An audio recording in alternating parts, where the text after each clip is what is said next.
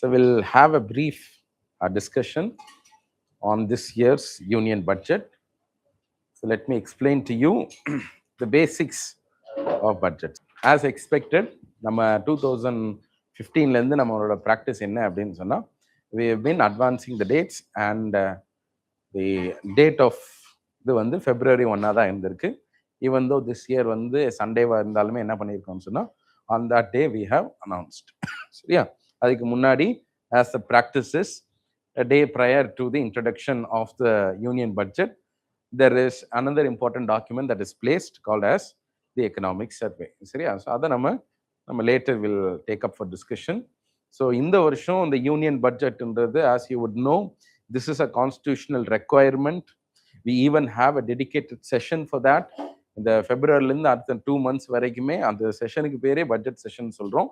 Because the foremost agenda of that session will be to discuss and pass the budget. சரியா? பட்ஜெட்டுன்னு நம்ம ரொம்ப கேஷுவலாக அந்த வார்த்தையை சொன்னாலுமே, யூனியன் பட்ஜெட்ன்று தான் கவர்மெண்ட்மே சொன்னாலுமே, we do not have the word budget anywhere mentioned in the constitution. சரியா? கான்ஸ்டியூஷன் அங்கங்கே சில இடங்கள்ல சில ரெக்குவயர்மெண்ட்ஸை கொண்டு வராங்க.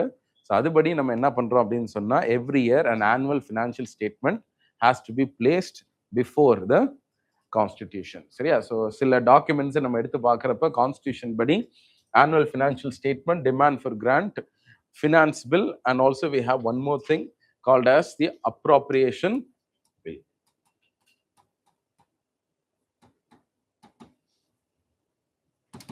சரியா?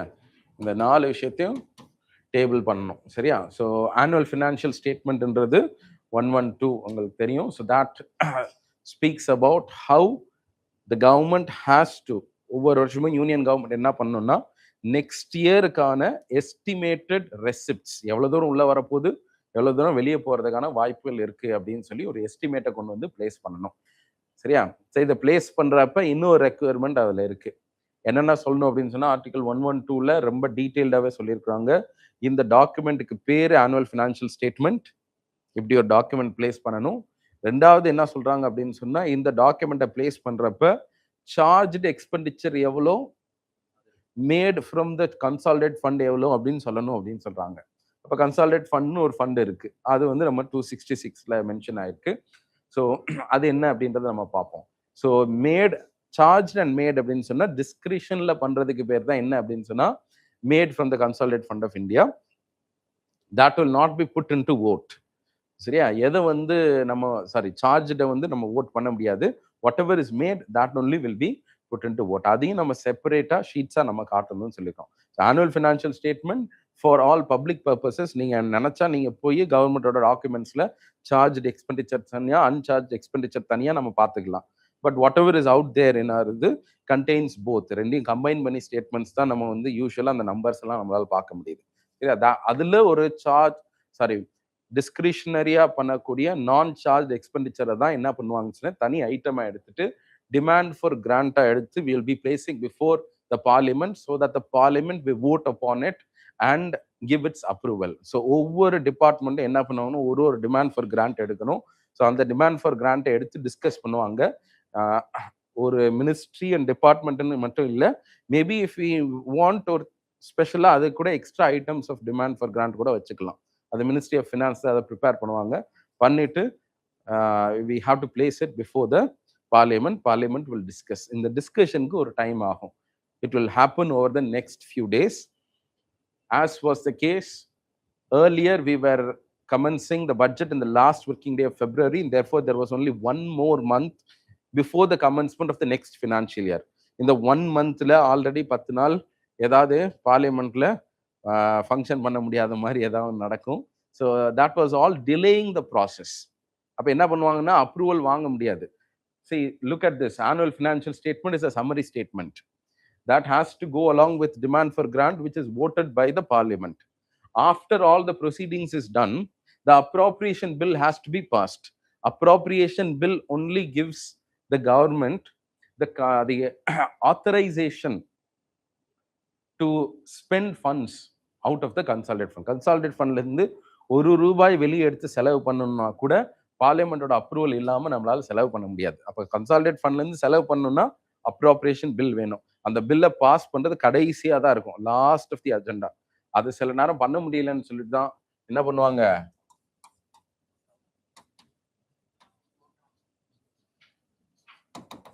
ஸோ ஓட் ஆன் அக்கௌண்ட்ன்றது என்ன அப்படின்னு சொன்னா, நம்மளுக்கு அப்ராப்ரியேஷன் பில்ன்றதுக்கு முன்னாடி என்ன பண்ணிடுவாங்கன்னா, ஒரு சேஃப் இதுக்காக ஒரு 2 monthsக்கான அந்த எக்ஸ்பெண்டிச்சரை என்ன பண்ணுவாங்க, அப்ரூவலை வாங்கி வச்சிருவாங்க. நீங்க பாட்டுக்கு மெதுவா உங்க எப்போ டிஸ்கஸ் பண்ண முடியுமோ பண்ணுங்க, அப்போ ஓட் பண்ணுங்க, எனக்கு 2 monthsக்கு தேவையான செலவுக்கு மட்டும் ஆத்தரைசேஷன் கொடுத்துருக்குன்னு வாங்கிடுவாங்க. சரியா? This was a permanent fixture of the budget before 2015. 2015க்கு முன்னாடி எப்பவுமே எல்லா வருஷமும் ஓட் ஆன் அக்கௌண்ட் வரும். ஆனா அதுக்கப்புறம் வந்து vote on account is not mandatory if we have the sufficient time. ஏன்னா 2 months இருக்கு நம்ம கிட்ட. And also when the government is having enough majority, பெரிய லெவல்ல டிஸ்ரப்ஷன்ஸோ இல்ல அது ஓட் ஆகுமா இல்லையான்ற பயம் நம்மளுக்கு தேவைன்றதுனால இட் ஹாஸ் பீன் ஈஸியர். சரியா? பெரும்பாலும் இந்த மந்த்ஸ்ல இந்த எலெக்ஷனுக்கு முன்னாடி வந்த ஒரு டைம்ல ஓட் ஆன் அக்கௌண்ட் போட்டோம். So this is not mandatory as of now. Maybe if the time delays நம்ம என்ன பண்ணலாம், ஓட் ஆன் அக்கௌண்ட்டுக்கு போகலாம். But appropriation bill is mandatory, கண்டிப்பாக அது இருக்கணும். So this is what is the finance bill அப்படின்னு சொன்னா, finance bill is the bill that contains all the tax proposals and the amendments and the legal backing that is required for any type of announcement given by the. இந்த வருஷம் வந்து நம்ம புதுசா ஒரு tax மாதிரி ஒன்று போடணும்னு நம்ம நினைக்கிறோம்.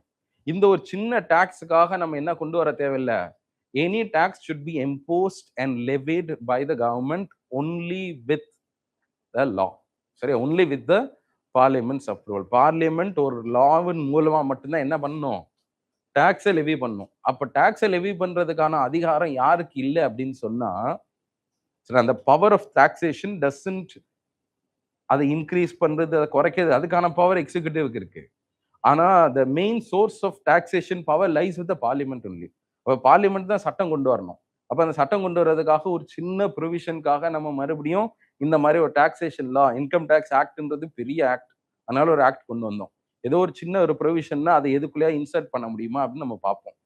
ஸோ அந்த மாதிரியான ப்ரொவிஷன்ஸ் எல்லாத்தையுமே இந்த ஃபினான்ஸ் பில்ல கொண்டு வந்திருப்பாங்க. இப்போ ஃபினான்ஸ் பில்ல இன்கம் டாக்ஸ்ல சில அமெண்ட்மெண்ட்ஸ் பண்றோம் அப்படின்னு சொன்னா, இன்கம் டாக்ஸ்லயே போய் அமெண்ட்மெண்ட் பண்ணணும் நம்ம. So we can't wait for the budget session to be over or during the budget session to propose amendments. அந்த அமெண்ட்மெண்ட்டை கொண்டு வந்து we are moving an amendment to the income tax ஆக்ட்னு பண்ணணும்னு தேவையில்லை. இந்த மாதிரி சின்ன சின்ன இதுக்கெல்லாம் என்ன பண்ணலாம்னு சொன்னா, அந்த கிளாஸஸை மட்டும் உள்ள ஐடென்டிஃபை பண்ணி இது எல்லாத்துக்கும் சேர்த்து அப்ரூவல் கொடுப்பாங்க. So this finance bill of 2026-2027 will have all the legal provisions needed to give effect to the proposals of this year. இந்த வருஷத்துல இருக்கக்கூடிய லீகல் எஃபெக்ட் கொடுக்கறதுக்காக சில இதை நம்ம உள்ள கொண்டு வரோம். That is called as the finance bill.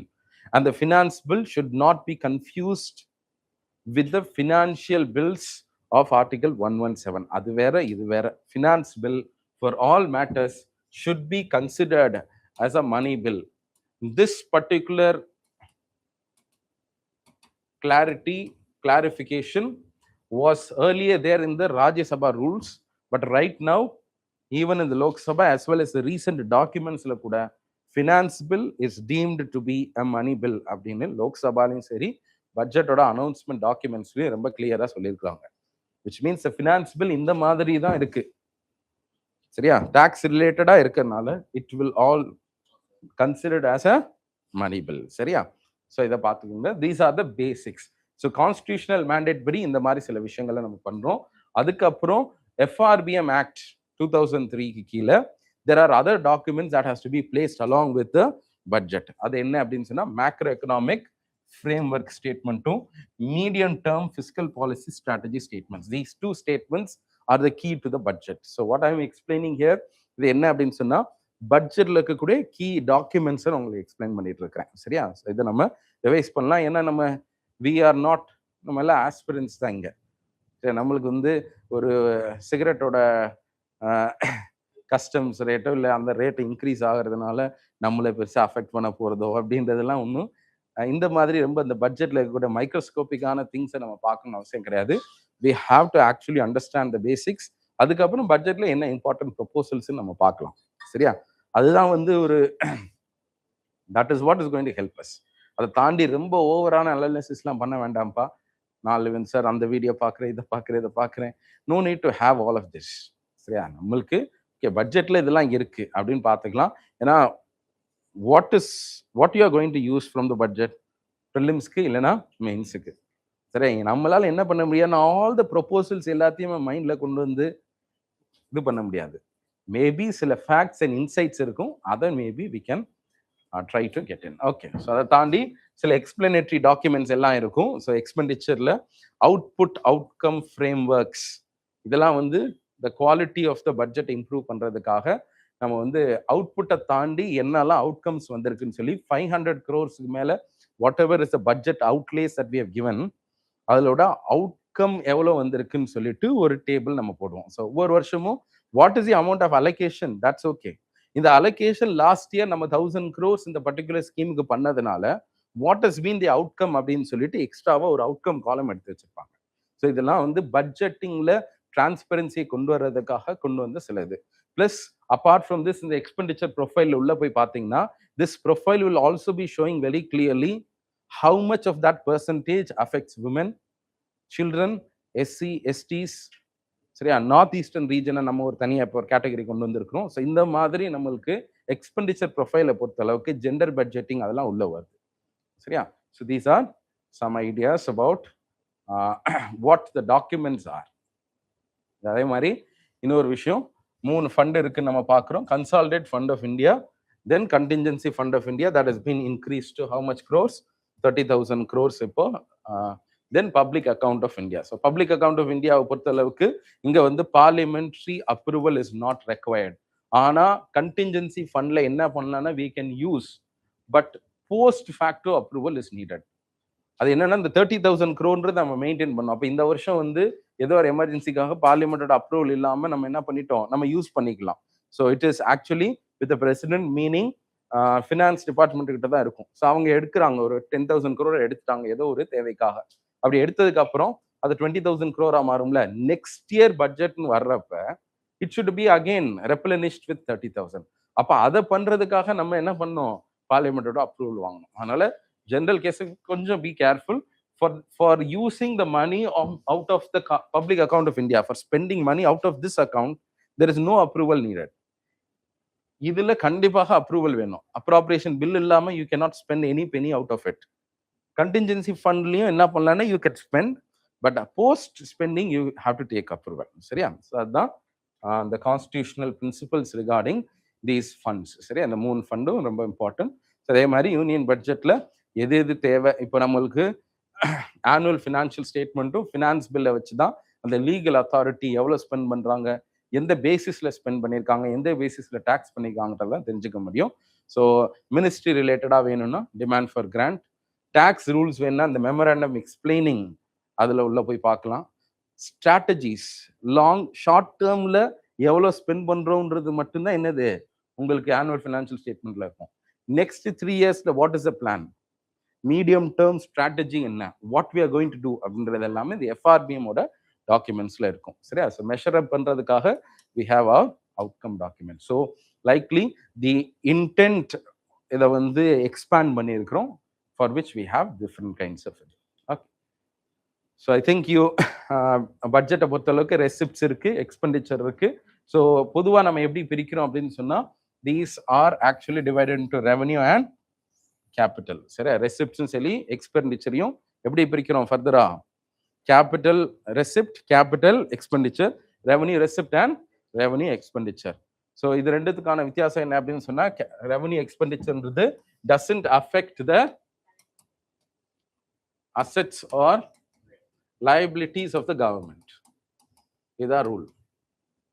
Any item of expenditure or receipt which doesn't affect government of India oda asset yo liability yo எதிலையும் எந்த விதத்திலையும் தாக்கம் ஏற்படுத்தாம ஒரு எக்ஸ்பெண்டிச்சரோ ரெசிப்டோ வந்திருக்குன்னா அதுக்கு பேர் தான் என்னது, ரெவன்யூ சைடுன்னு நம்ம சொல்றோம். சரியா? அப்ப என்ன அப்படின்னு சொன்னா இன்ட்ரெஸ்ட் ரேட்ஸ், சாலரிஸ் பே பண்றது, சப்சிடிஸ் பே பண்றது, இது எல்லாமே part of revenue expenditures. Okay, so கேபிட்டலில் பொறுத்த அளவுக்கு ஹைவேஸை கட்டுறது, loans to states, repayment of loans, when we are giving loans to state, what type of expenditure it is? It is a loans to the state. Loan கொடுக்குறோம், ஒரு ஸ்டேட்டுக்கு loan கொடுக்குறோம். இந்த வருஷம் வந்து கவர்மெண்ட் முடிவு பண்றாங்க, இந்த மாதிரி இந்த பர்டிகுலர் ஸ்டேட்டுக்கு 1000 கோடி கொடுக்க போறோம். What kind of expenditure it is? Capital expenditure, because it has been an expenditure, but in creating that expenditure, that has been an asset that has been created. Loan கொடுக்கறனால ஒரு asset உருவாயிருக்குல்ல.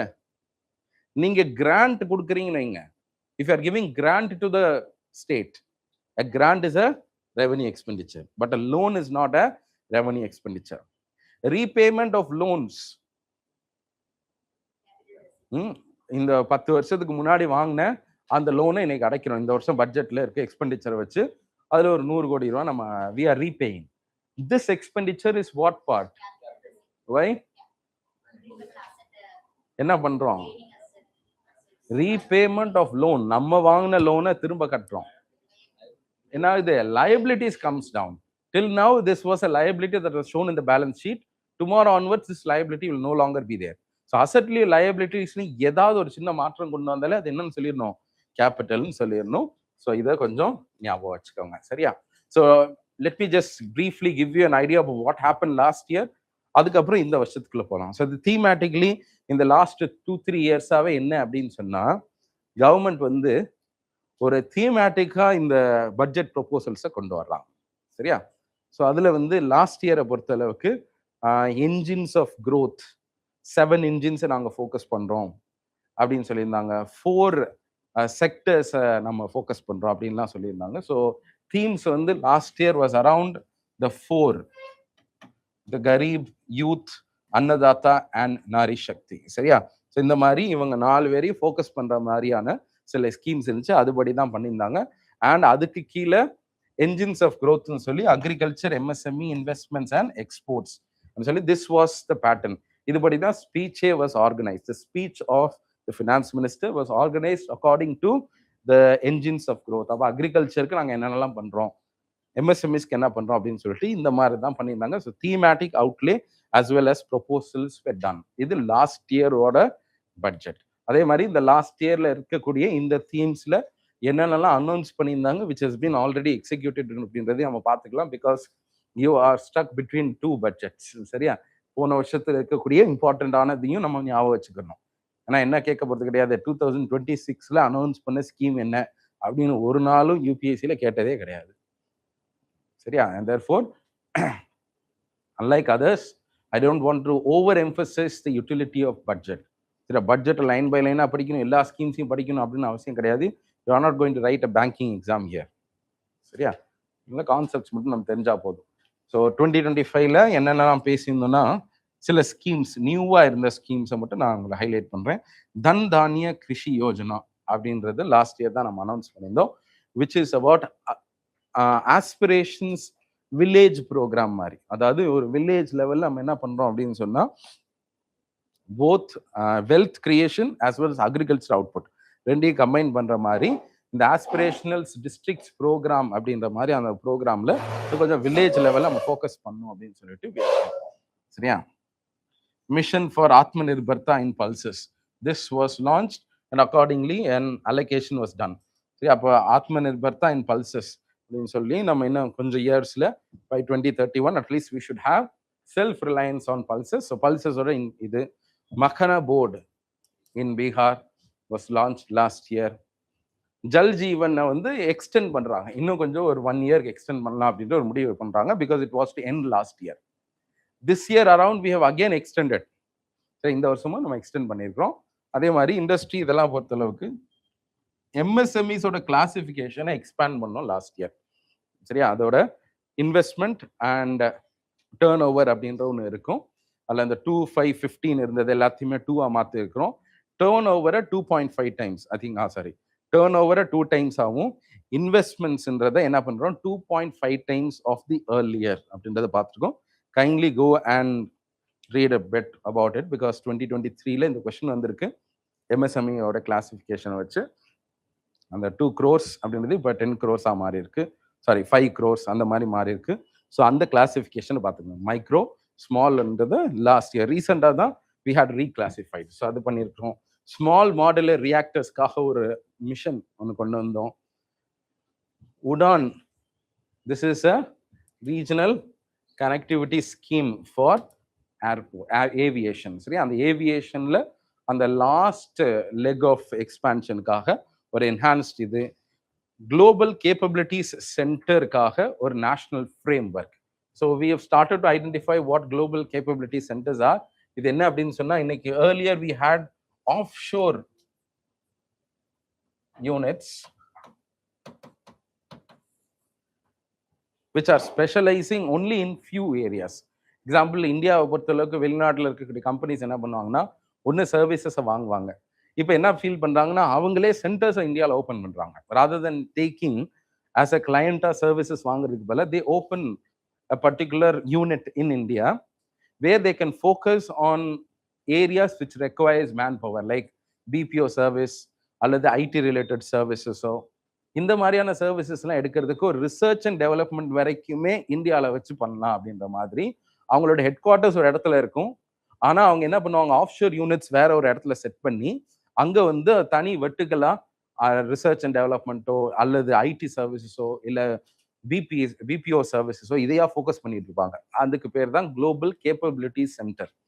India is considered to be the hub of global capability centers because we are home to nearly 40% of the global capability centers of the world.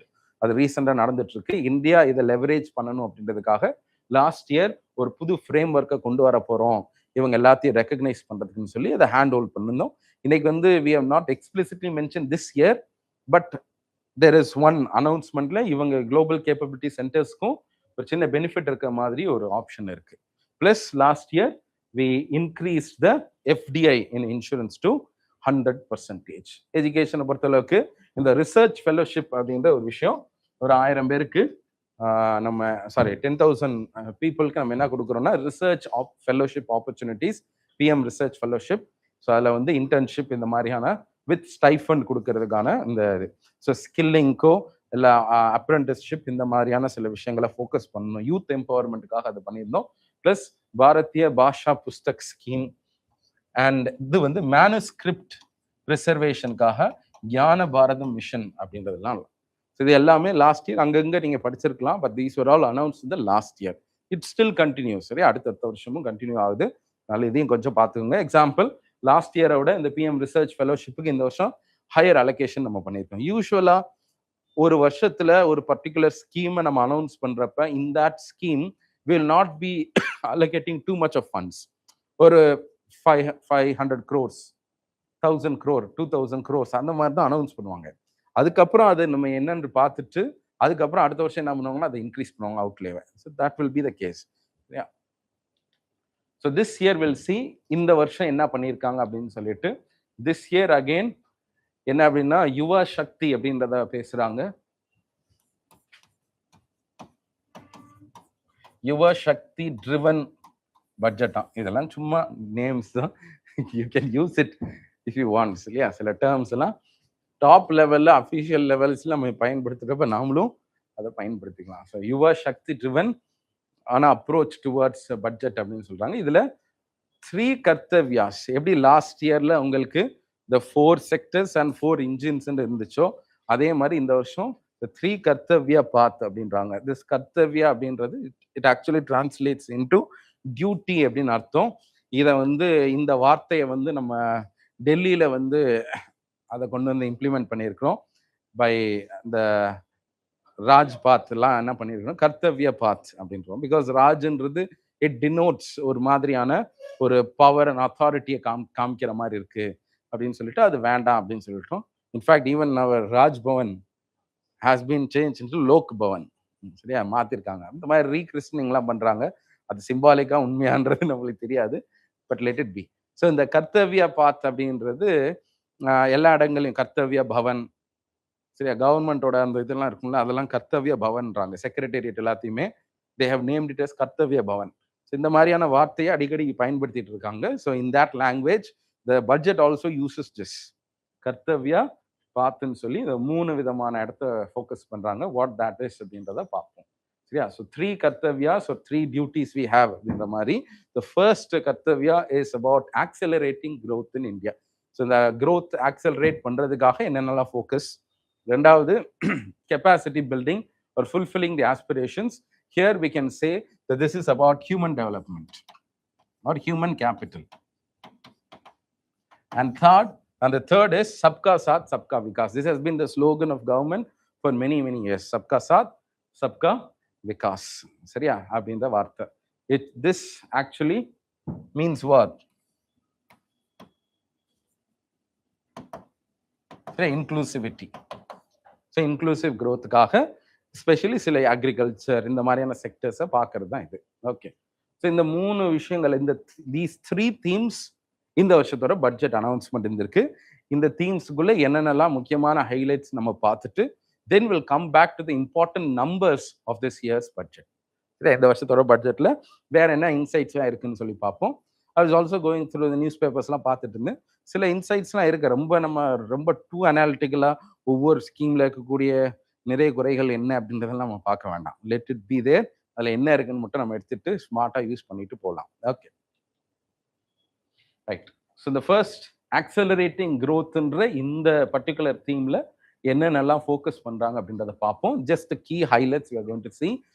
Biopharma Shakti. This is a scheme that has been announced this year. Biopharma Shakti.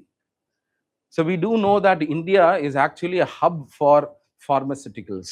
So yeah, India is the largest exporter of pharma medicines and is also one of the largest manufacturers of pharmaceuticals. Another pharmaceuticals பார்த்தாலுமே அவரோட key ingredients and API எல்லாத்தையுமே நம்ம சைனாலேருந்து மற்ற இடங்கள்லேருந்து தான் source பண்ணுறோம். That is one problem.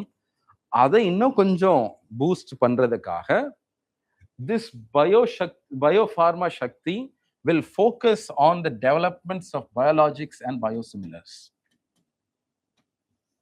So, insulin mari, insulin is an example of biologics, or a large compound which can help, which can aid in as a biological product for medicine and other purposes. Biosimilars என்றது என்னன்னா generic வேற, biosimilars வேற, I think, இல்லையா? Science, yes. Generic drugs வேற, biosimilars வேற. சரியா? இது வந்து என்னன்னா அதே மாதிரி இந்த பயோலாஜிக்ஸ் எப்படி இருக்கோ அதே மாதிரி பண்றது தான் என்ன அப்படின்னு சொன்னா பயோசிமிலர்ஸ்ன்னு சொல்லுவாங்க. இது ரெண்டும் வந்து இந்த பார்மசூட்டிக்கல் இண்டஸ்ட்ரிக்கு ஒரு முக்கியமான இன்கிரீடியன்ஸா இருக்கு. ஸோ அதை நம்ம ஃபோக்கஸ் பண்ணோம் அப்படின்றதுக்காக this year we have been. So next 5 இயர்ல அட்லீஸ்ட் ஒரு 10,000 crores அவுட்லே அப்படின்னு சொல்லியிருக்காங்க. If this year is successful, next year will even increase that. சரியா? ஸோ ஸ்ட்ராட்டஜிக்கான செக்டர்ஸ்க்கும் எதுல நம்மளோட மேனுஃபேக்சரிங் ப்ரோவஸை இன்னும் கொஞ்சம் இன்க்ரீஸ் பண்ண முடியுமோ அதுல நம்ம ஃபோக்கஸ் பண்ணிட்டு இருக்கோம். ஃபர்ஸ்ட் இந்த Biosakthi pharma. This is a new scheme, kindly make a note of it. சரியா? So Biosakthi pharma which focuses on biologics and biosimilars. அப்போ நம்ம என்ன பண்ணணும் அப்படின்னா என்னன்னு போய் நம்ம கொஞ்சம் படிச்சுக்கணும். சரியா? Because you may have heard about it, you may have read about that in science. ஆனால் இன்னும் கொஞ்சம் இது எதுக்காக நம்ம இதை ஃபோக்கஸ் பண்றோம் அப்படின்றத பார்க்கலாம். ஸோ அலாங் வித் தட் நம்ம வந்து national institute for pharmaceutical education and research அப்படின்ற மாதிரி ஒரு ப்ரீமியர் இன்ஸ்டிடியூஷன்ஸ் இருக்கு, எய்ம்ஸ் மாதிரி. அது இன்னும் கொஞ்சம் ஒரு 3 இதை நம்ம இன்க்ரீஸ் பண்ண போறோம் அப்படின்லாம் சொல்லியிருக்காங்க. சரியா? இந்த மாதிரி சின்ன சின்ன அனௌன்ஸ்மெண்ட் கூட தேவையில்லை. But just you can make note of it. இது எப்படி எய்ம்ஸ் இருக்கோ அதே மாதிரி ஃபார்மசூட்டிக்கல் எஜுகேஷன் ரிசர்ச்க்கு also we have an apex premier institutions we have. சரியா? So biopharma Shakti. Second is the semiconductor mission 2.0. India had already announced a semiconductor mission of an earlier version. This year we are expanding the scope by increasing the allocation to nearly 20,000 crores. And also இதோட பார்க்கலாம், because electronics manufacturing காக, electronics design, electronics manufacturing காக last year வரைக்கும் we had allocated around 22,000 crores. But this year the outlay has nearly doubled. சரியா? 40,000 crores நம்ம electronics மேனுஃபேக்சரிங்காக நம்ம increase பண்ணிட்டு இருக்கிறோம்.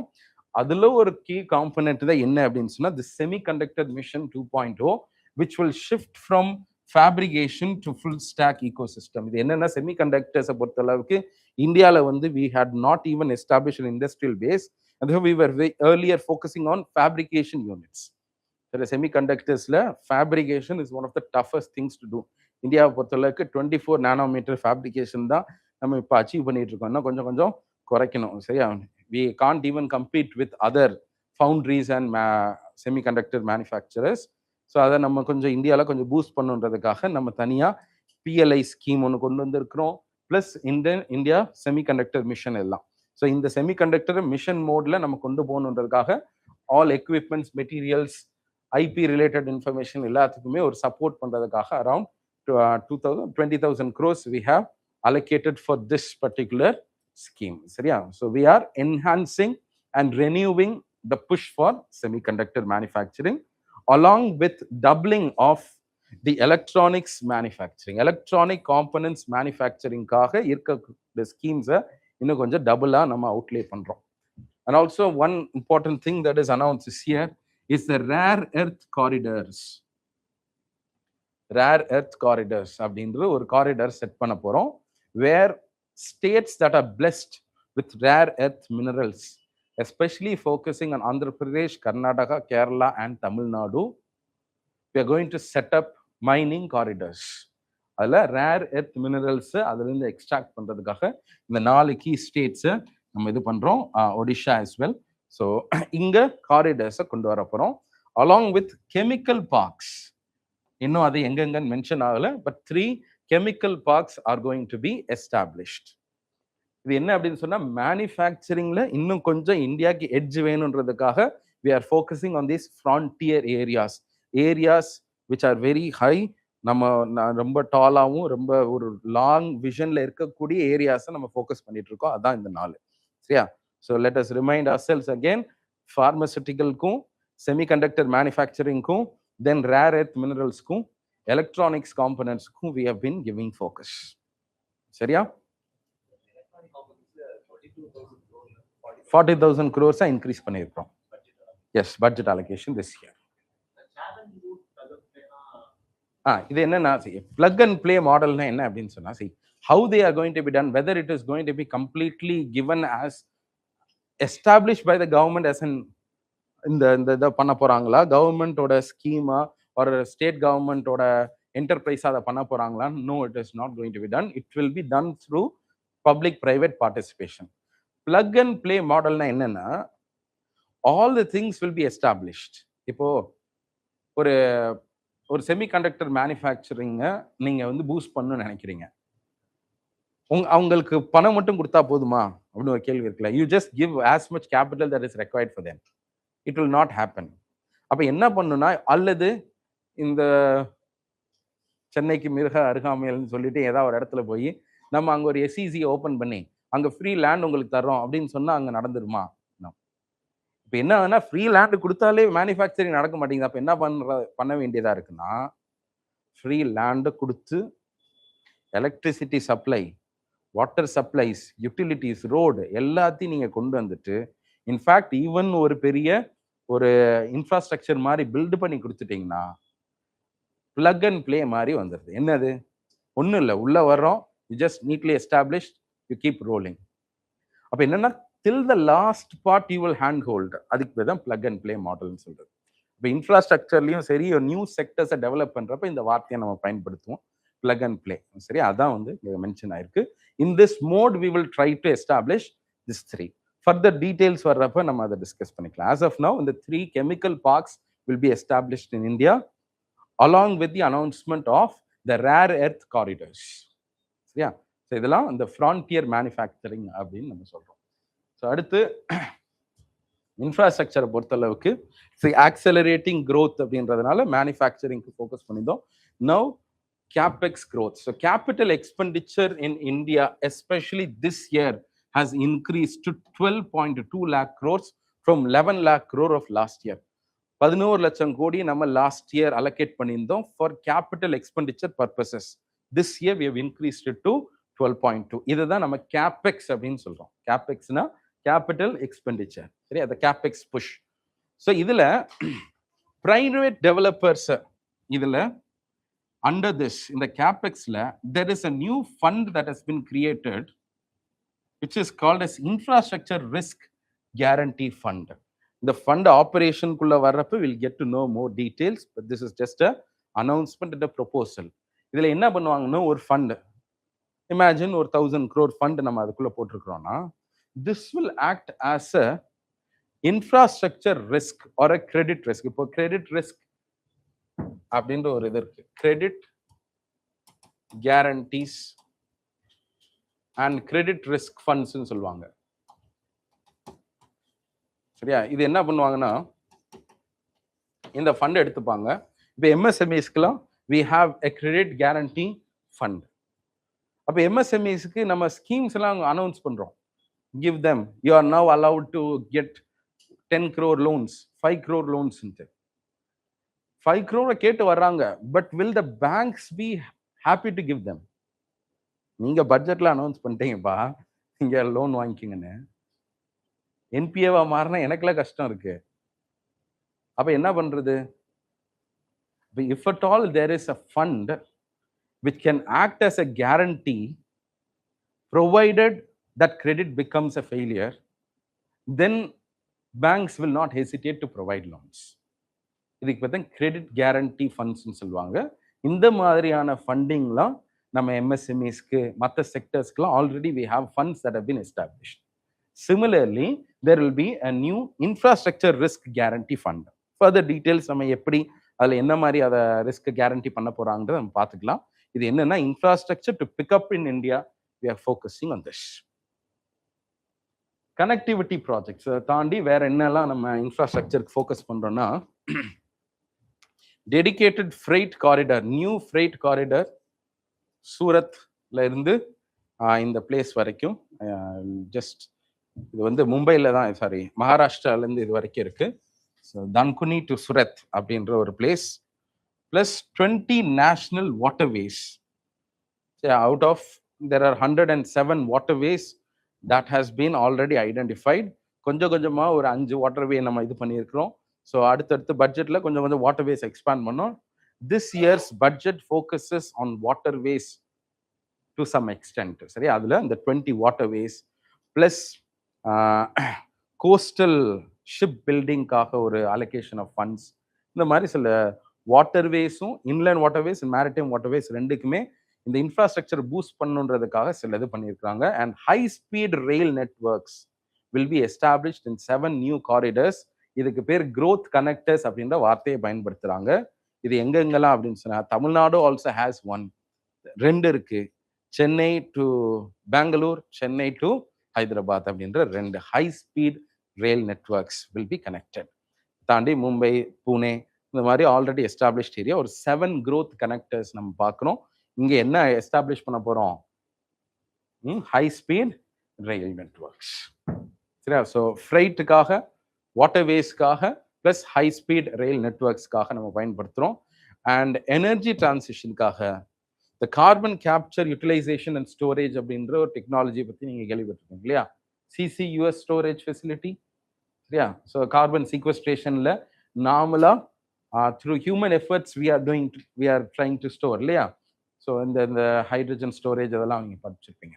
ஸோ அந்த மாதிரி இந்த CO2 ஸ்டோரேஜ் எல்லாத்தையும் பண்ணுறதுக்காக கார்பன் சிசியூஎஸ் ஸ்டோரேஜ்க்கான இன்ஃப்ராஸ்ட்ரக்சரை பில்ட் பண்ணுறதுக்காக this year we have announced 20,000 crores, which will be actually focusing on certain key areas like that is steel, cement, refineries, which are considered to be one of the highest carbon emitters. So high carbon emitters இருக்கக்கூடிய இண்டஸ்ட்ரீஸ்ல சிசியூஎஸ் ஃபெசிலிட்டியை implement பண்றதுக்காக, அந்த இன்ஃப்ராஸ்ட்ரக்சரை உள்ள கொண்டு போய் சேர்க்கறதுக்காக 20,000 crore outlay has been launched this year.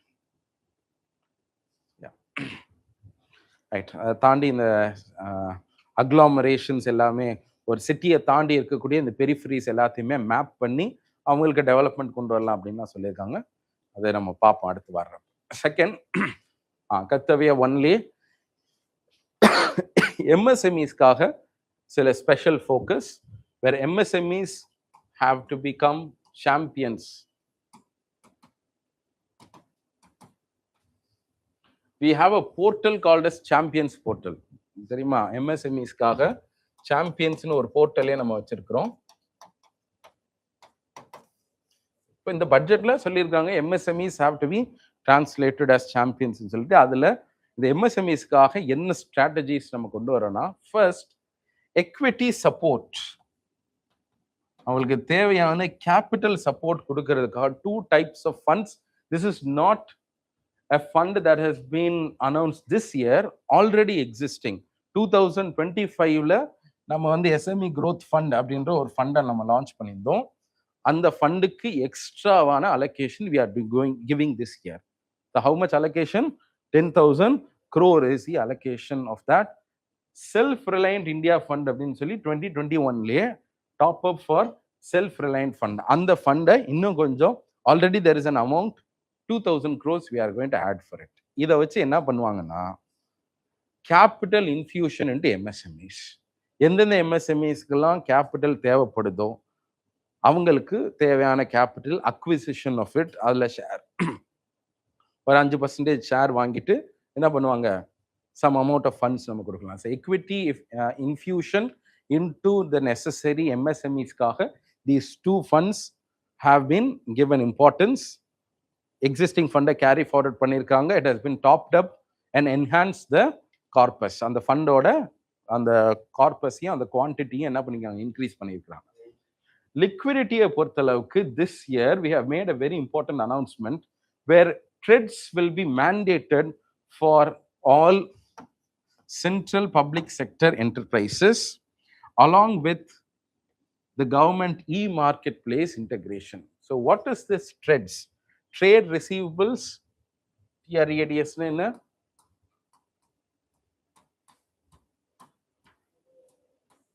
Trade receivables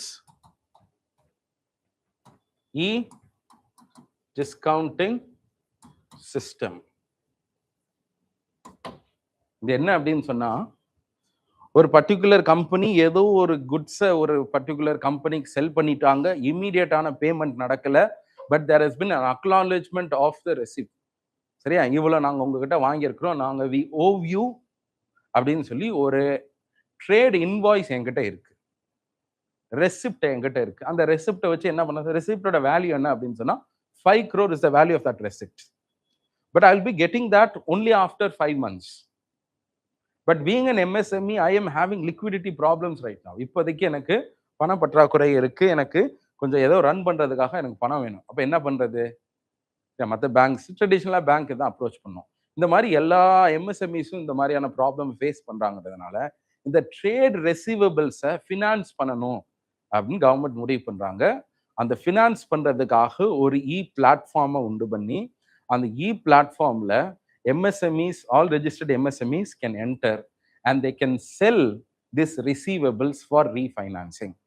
சரி, செல் பண்ணுவாங்க. அப்ப யார் அதை வாங்குவாங்க? Who will finance this? இந்த ட்ரேட் ரிசீவபிள்ஸ் யார் ஃபினான்ஸ் பண்ணுவா? யாரோ ஒருத்தன் காசு கொடுத்தா தானே.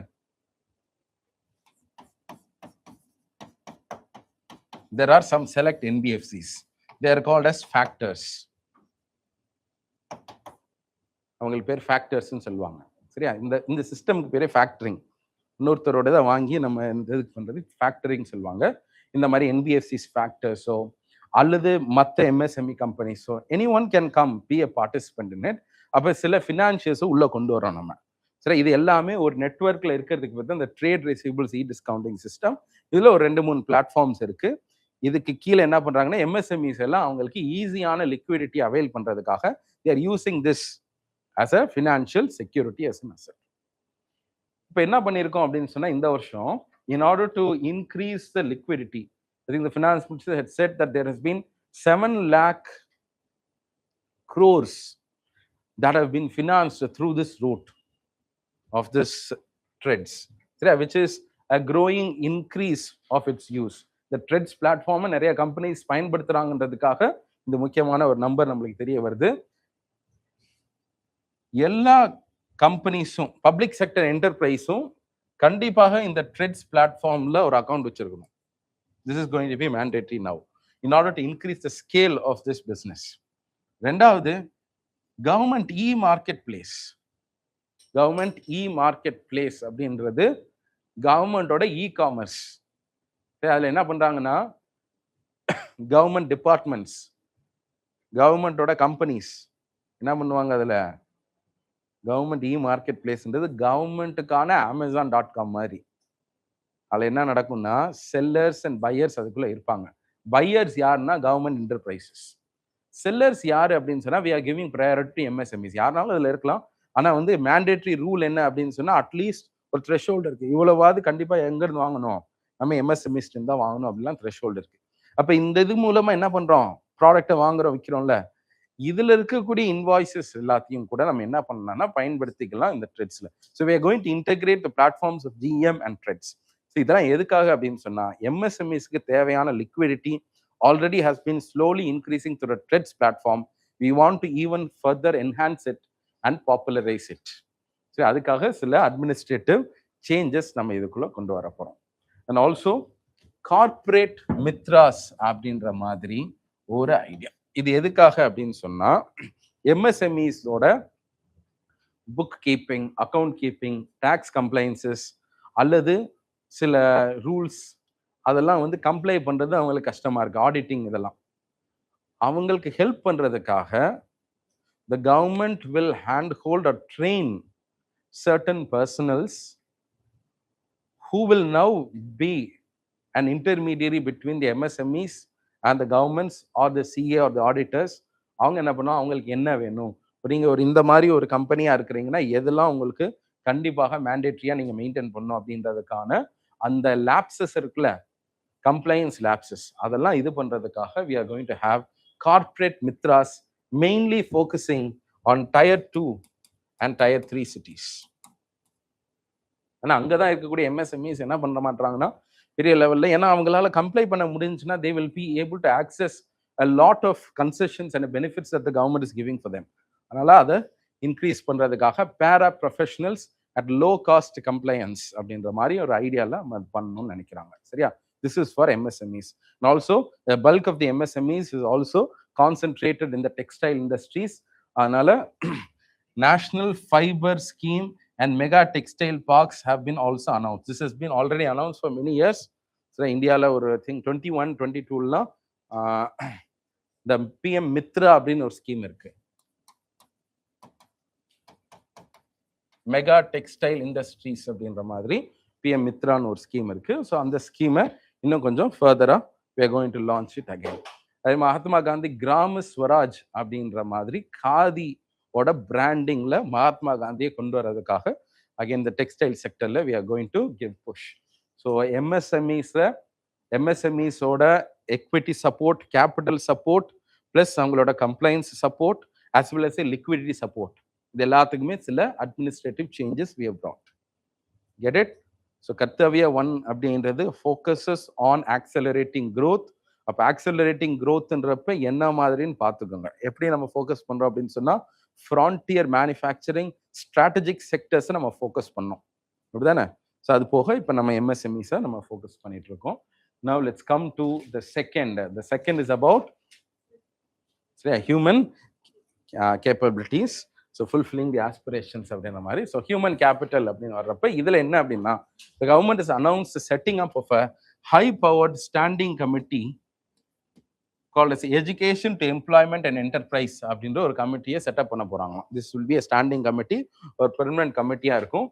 High-powered standing committee on Education to Employment and Enterprises அப்படின்ற ஒரு committee.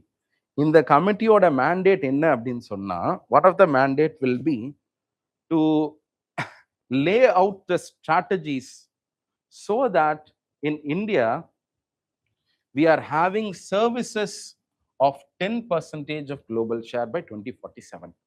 Today if you look at the services that we are offering, especially exportலாம் பார்க்குறப்ப ரொம்ப கம்மியாக தான் இருக்குது, 4% குள்ள தான் இருக்குது. We are wanting to increase India's exports of services by at least 10% by 2047. This should be அதுக்கான strategies. If we want to increase our services growth, definitely that has to be built upon human capital அப்படின்றத recognise பண்ணி எப்படி இந்த growth-ஐயும் எக்ஸ்போர்ட்ஸையும் impact இது பண்ணணும் அப்படின்னு சொல்லிட்டு இந்த மேண்டேட். அது போக இந்த ஏஐ வந்து எப்படி இம்பாக்ட் பண்ணும் அப்படின்னு சொல்லி சில மேண்டேட் கொடுத்துருக்குறாங்க. சரியா? ஸோ உங்களுக்கு பின்னாடி அனெக்ஷனில் கொடுத்துருந்தாங்க என்னென்ன மேண்டேட்னு சொல்லிட்டு. ஃபர்ஸ்ட் லுக் அட் இந்த எப்படி செட் பண்ணுறாங்க. பார்லிமெண்ட்லேயே செட் பண்ணுறாங்களா இல்லை வெளியே செட் பண்ணுறாங்களா அப்படின்னு நம்ம பார்த்துக்கலாம். சரியா? ஸோ பார்த்துட்டு வில் கெட் டு நோ. எஜுகேஷனை பொறுத்தளவுக்கு இண்டஸ்ட்ரிக்கு பக்கத்தில் இருக்கிற மாதிரி யூனிவர்சிட்டி டவுன்ஷிப்ஸ் அப்படின்ற ஒரு ஐடியாவை we are going to announce. இப்போ டவுன்ஷிப்ஸ்ன்றது என்னன்னா, இந்த கான்செப்ட் ஆஃப் டவுன்ஷிப் எங்கே எக்ஸிஸ்ட் ஆகுது? டவுன்ஷிப் இண்டஸ்ட்ரீஸ் அல்லது இப்போ எக்ஸாம்பிள் நம்ம தமிழ்நாடு எடுத்து பார்த்தீங்கன்னா 2 இடத்துல ஸ்ரீபெரும்புதூர் நெய்வேலியில் வி ஹாவ் அ டவுன்ஷிப். சரியா? என்எல்சி டவுன்ஷிப் இருக்கும். அப்புறம் திருச்சியில் பிஹெச்இஎல் டவுன்ஷிப் இருக்கும்.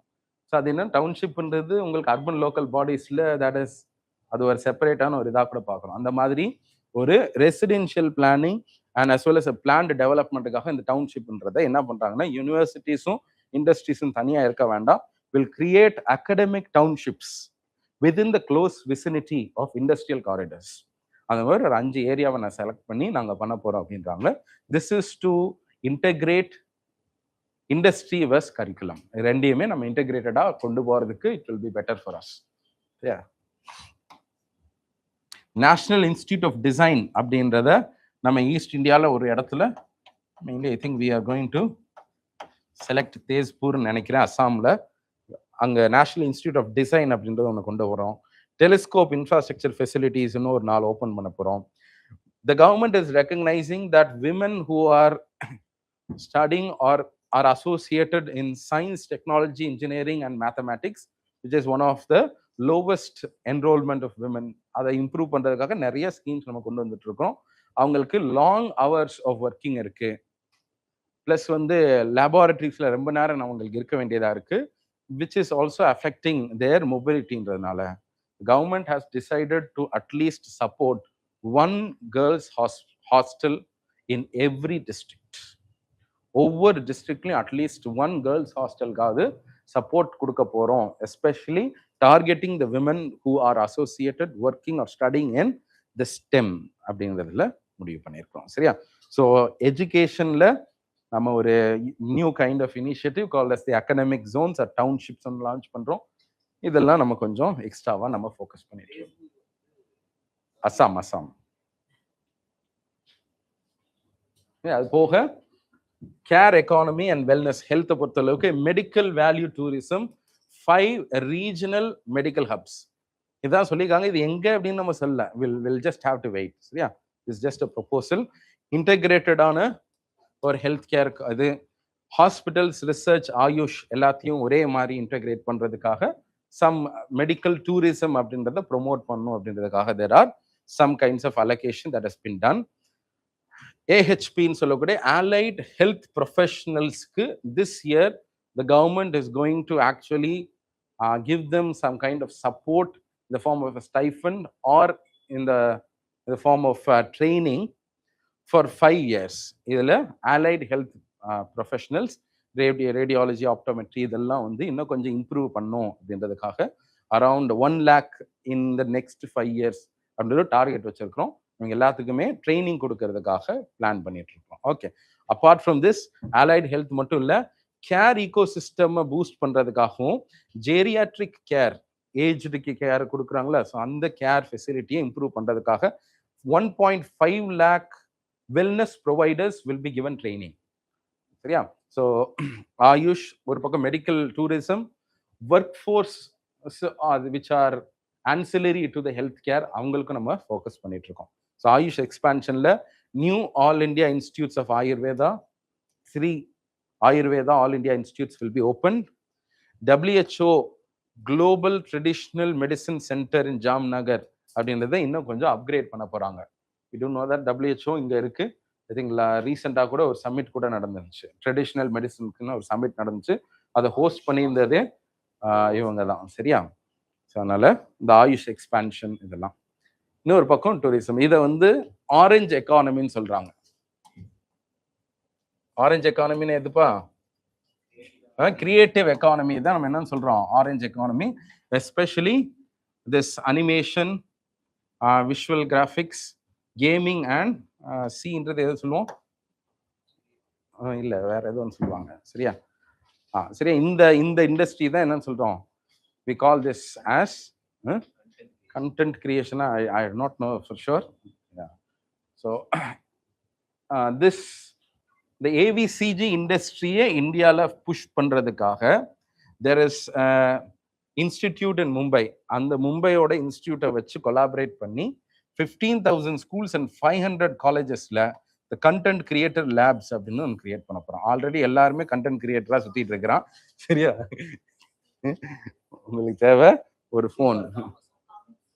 காமிக்ஸா? Okay okay okay. சரி, அதுல 2030க்குள்ள 2 million ப்ரொஃபஷனல்ஸையாவது என்ன பண்ணோம், we have to train in this particular. ஏன்னா இதான் கிரியேட்டிவான செக்டர். ப்ளஸ் இந்த கிரியேட்டிவ் செக்டர்லையும் ரொம்ப மேசிவான ஏஐ டிஸ்கிரிப்ஷன் இருக்க போகுது. அதனால ட்ரெயின் பண்ணணும் அப்படின்னு முடிவு பண்றோம். டூரிசமை பொறுத்த அளவுக்கு டிஜிட்டல் நாலேஜ் கிரிட் அப்படின்ற மாதிரி ஒரு டிஜிட்டல் கிரிட், நேச்சர் ட்ரெயில்ஸ், சரியா, ட்ரெக்கிங் மாதிரியான ஒரு சிஸ்டம் ஓப்பன் பண்ண போறாங்க. பேர்ட் வாட்சிங் ட்ரெக்ஸ் வந்து புலிக்காட்டில், டர்ட்டில் அது வந்து கோஸ்டல் ஏரியாஸில் Odisha plus Tamil Nadu, mountain trails அப்படின்லாம் பண்ணுறாங்க. Will just have to see. And அதே மாதிரி it also mentions how India's alliance for big கேட்ஸா, அதானே இந்தியா லாஸ்ட் இயர் ஒரு big cat alliance, big cat alliance, சரியா, அது வந்து இந்தியா தான் அதை இது பண்ணியிருந்தாங்க. It actually was helping the formation of it. First global big cat summit will be held this year. சரி, அதுக்கு நம்ம ஹோஸ்ட் பண்ணி இது பண்ணோம் அப்படின்னு முடிவு பண்றாங்க. ஓகே, ஹெரிட்டேஜ் ரிவைவல் இங்கே தான் ஆதிச்சநல்லூர் மென்ஷன் ஆயிருக்கு. ஸோ டெவலப்பிங் 15 ஆர்கியாலஜிக்கல் சைட்ஸ், சரி, அதை வாக்வே மாதிரி போட்டு எல்லாரும் போய் டூரிஸ்ட் எல்லாருமே ஒரு டூரிஸ்ட் சைட்டை அதை டெவலப் பண்ண போறோம்னு 15 sites have been mentioned. அதில் Lothal, Dholavira, Sarnath plus our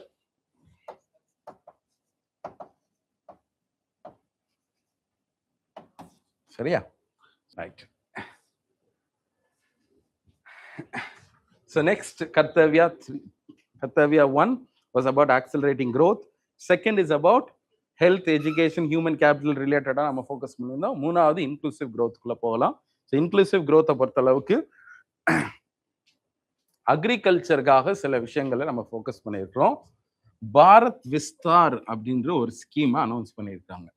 Bharat Vistaar. So what this is அப்படின்னா, this will be a tech platform which integrates agri stack. The agri stackன்றது என்ன அப்படின்னு சொன்னா, அக்ரிகல்ச்சர்ல இருக்கக்கூடிய இம்பார்ட்டன்ட் ஸ்டேக் ஹோல்டர்ஸ் போர்ட்டல்ஸ் எல்லாத்தையுமே ஒரே காமனான ஒரு பிளாட்ஃபார்ம்ல இன்டெகிரேட் பண்ணியிருந்தாங்க த்ரூ an API இன்டெகிரேஷன். அதுல Indian Council for Agriculture Research, which is the premier agriculture research institutes of India, அவங்களுக்கான டேட்டா எல்லாத்தையும் உள்ள கொண்டு இன்டெகிரேட் பண்ணி ஒரு நியூ ஸ்கீம் அனௌன்ஸ் பண்றாங்க. That is the Bharat Vistaar. இது ஒரு ஹைடெக் ஃபார்ம் அட்வைசரி போர்ட்டலா இருக்க போகுது, for which some funds has also been allocated. So Bharat Vistaar அப்படின்றது ஒரு புது, it's a new term, this is a new mission that has been launched this year. Okay, அது போக கிராப் டைவர்சிஃபிகேஷன் இன் இந்தியா அப்படின்றத இன்னும் கொஞ்சம் எக்ஸ்பேண்ட் பண்றதுக்காக what all we are going to ஃபோக்கஸ்னா, சாண்டல்வுட்ல ரெஸ்டரேஷன் பார்ட்னர்ஷிப் வித் ஸ்டேட்ஸ், சாண்டல்வுட்டோட cultivation increase பண்றதுக்காக we are going to give focus. Hilly regionsல we are going to help the farmers diversify with focus on walnuts, almonds, pine nuts, agar trees. இந்த மாதிரி coastal ஏரியாஸ்ல coconut, இந்தியாவில் கோகனட்டை இன்னும் கொஞ்சம் அதுக்கான value unlock பண்ணணும்னு சொல்லிட்டு this year we are going to give attention especially to the coconut farmers. Indian cocoa and Indian cashew should become a premium brand. This is again one focus. Indian cocoa and Indian cashew. சரியா, இந்தியாவில் கொக்கோவாவே இல்லைன்ற மாதிரி நம்ம நினைக்கிறோம். இந்தியாலையும் என்ன இருக்கு, kho kho is being produced. அதனால Indian கொக்கோவும் Indian கேஷ்யூவையும் நம்ம என்ன பண்ணுவோம், ப்ரீமியமைசேஷன், இதுக்கு பேர் என்னன்னு சொன்னா ப்ரீமியமைசேஷன் சொல்லுவாங்க. Trying to make it as premium as possible. கம்பெனிஸ்லாம் சில ஸ்ட்ராட்டஜிஸை பயன்படுத்துவாங்க. அந்த மாதிரி government is wanting this to become premium global brands by 2030. சரியா, அதே மாதிரி ஃபிஷரிஸ்க்காக ஒரு 500 ரிசர்வாயர்ஸ் ஒன்று டெவலப் பண்ணும். லைவ் ஸ்டாக்காக சப்சிடி ஃபார் வெட்டினரி காலேஜஸ், இந்த மாதிரி சில ஸ்கீம்ஸ்லாம் அனௌன்ஸ் பண்ணியிருக்காங்க. Not major things. ஸோ அக்ரிகல்ச்சரை பொறுத்தளவுக்கு பாரத் விஸ்தார் அப்படின்ற ஒரு விஷயத்த மைண்டில் ஏற்றிக்கோங்க. அது போக மேபி இந்த இந்தியன் கொக்கோவா, இந்தியன் கேஷ்யூலாம் ப்ரீமியமாக மாற்றணும் அப்படின்றது is one of the goals. சரியா? அகைன் விமன் லெட் டெவலப்மெண்ட்டுக்காக SheMart. Last 2 years we've been focusing on something called as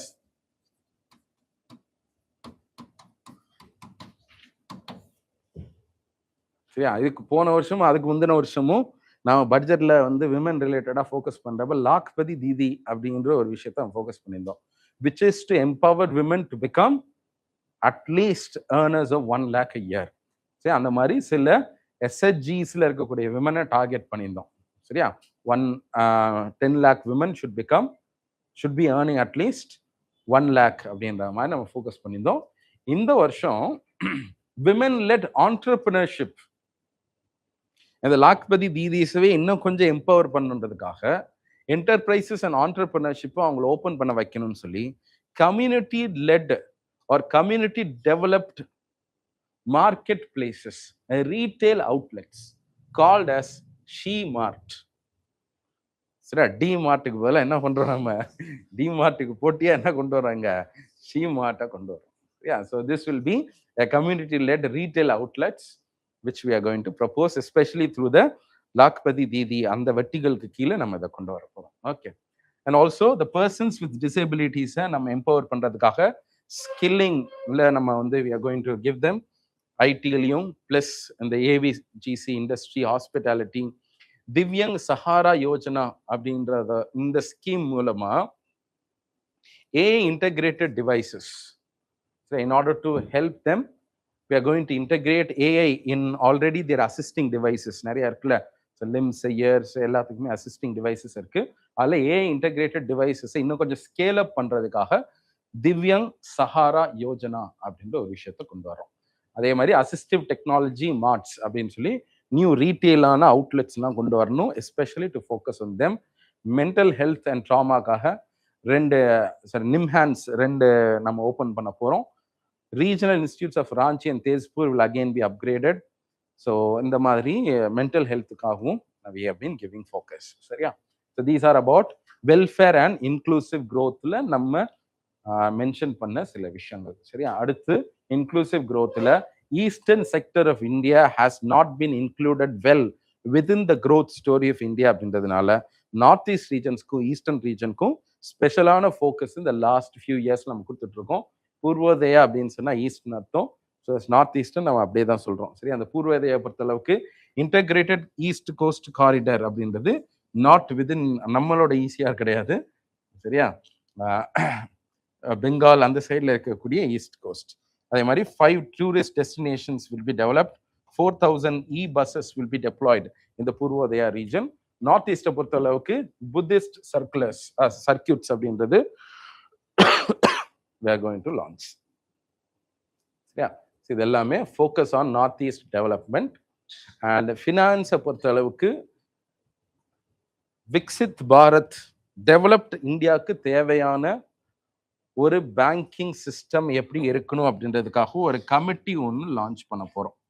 We'll wait till that committee is done, because till now, after the Narasimhan committee, we have not had a major committee to oversee and recommend overhaul of the banking structures. இதில் என்ன சொல்றாங்கன்னா, நம்ம அடுத்து developed இந்தியாவை நம்ம aspire பண்ணிட்டு இருக்கோம். So இந்த மாதிரியான ஒரு விஷன்ல what type of banking system we need அப்படின்றதுக்காக we are going to set up a high level committee for banking for Viksit Bharat. அதே மாதிரி ஒரு என்பிஎஃப்சி இருக்கு இந்தியாவில், 2 NBFCs, government NBFCs, power finance corporations and rural electrification corporation, REC and பிஎஃப்சின்னு சொல்லுவாங்க. இதை 2ஐயும் நாங்கள் ரீஸ்ட்ரக்சர் பண்ண போறோம். Restructure could mean whether offloading government's ownership, அல்லது புதுசா வேற ஒரு பார்ட்னர்ஷிப் பண்ண போறோமா, இல்ல வேற ஒரு பேர் பண்ண போறோமா என்னன்னு தெரியல. we are going to restructure the ownership and the way they are functioning. அதனால இந்த 2 என்பிஎஃப்சிஸோட ரோலை நம்ம எக்ஸ்பேண்ட் பண்றதுக்கு வாய்ப்புகள் இருக்கு. ஏன்னா ரூரல் எலக்ட்ரிஃபிகேஷன் கார்பரேஷன்றது இனிமேல் அதோட ஃபங்க்ஷன்ஸ் மினிமைஸ் ஆகிறதுக்கு வாய்ப்புகள் இருக்கு. Because as an NBFC they have been supporting rural electrification programs, but Indian government is claiming that nearly 100% of the rural villages have been electrified. அதுக்கப்புறம் இவங்களுக்கு என்ன வேலை? சரி, அப்போ அவங்களெல்லாம் இன்னும் கொஞ்சம் வேற மாதிரி ரீடெவலப் பண்ணலாம் அப்படின்னு முடிவு பண்றாங்க. Foreign investments, again one important announcement, இண்டிவிஜுவல்ஸ்க்காக, this is not applicable to institutions, for individuals till now ஒருத்தர் வந்து ஒரு பர்டிகுலர் கம்பெனியில் இன்வெஸ்ட் பண்றாங்கன்னா maximum investment was up to 5. Now it has been increased to 10%. அப்போ ஒரு இண்டிவிஜுவலால ஒரு கம்பெனியில 10% வரைக்குமே போர்ட்ஃபோலியோ இன்வெஸ்ட்மெண்ட் ஸ்கீம் மூலமா இன்வெஸ்ட் பண்ண முடியும். We have increased the threshold of investment for foreign residents in Indian companies or through this. Okay, so equities இதை பண்ணலாம். அக்ரிகேட் லிமிட், இது வந்து ஒரு single individual limit. Aggregate limit வந்து 10% இருந்து 24 நம்ம இன்க்ரீஸ் பண்ணிக்கோ, which means ஒரு கம்பெனில 10% தான் மேக்ஸிமம், இன்னொரு கம்பெனில நம்ம 10%. அதுக்கப்புறம் அடுத்து என்ன பண்ணலாம், மேபி ஒரு 4% மட்டும் வாங்கிக்கலாம். So the maximum ownership should not exceed 24% and an individual companyயோட ownership 10. So FTA limits have been liberalized for individuals residing outside of India. That is one major provision. எதுப்பா இல்ல, அதாவது என்னன்னா ஒரு கம்பெனிக்கு 10 ஓவராலா, அதாவது ஒரு இண்டிவிஜுவல் கம்பெனிக்கான லிமிட் வந்து 10, பட் அக்ரிகேட் லிமிட் வந்து 24 இன்க்ரீஸ் ஆயிருக்கு. நீங்க 3 வச்சிருக்கலாம், இல்ல ஒரு கம்பெனில 2 12 கம்பெனி வச்சிருக்கலாம். That's up to you. Aggregate limit should not exceed 24%. Okay, so that's for persons who are resident outside of India. Corporate பாண்டை பொறுத்த அளவுக்கு சில ரிஃபார்ம் பண்ணியிருக்காங்க, பட் இதுக்குள்ள நம்ம போக வேண்டாம். ரொம்ப டீட்டெயில்டா அந்த மார்க்கெட் மேக்கிங்கிறது ஒரு it's a kind of a financial system in which bonds are settled. சரியா, அந்த மீன்ஸை கொண்டு வரோம். அது கொண்டு வந்தா இன்னும் கார்பரேட் பாண்ட் இன்னும் கொஞ்சம் பெட்டரா இருக்கும், அவ்வளவுதான். ஓகே, ரெண்டாவது முனிசிபல் பாண்ட்ஸ், இதுக்காக incentive. What are municipal bonds? Yes, bonds that are issued by municipalities.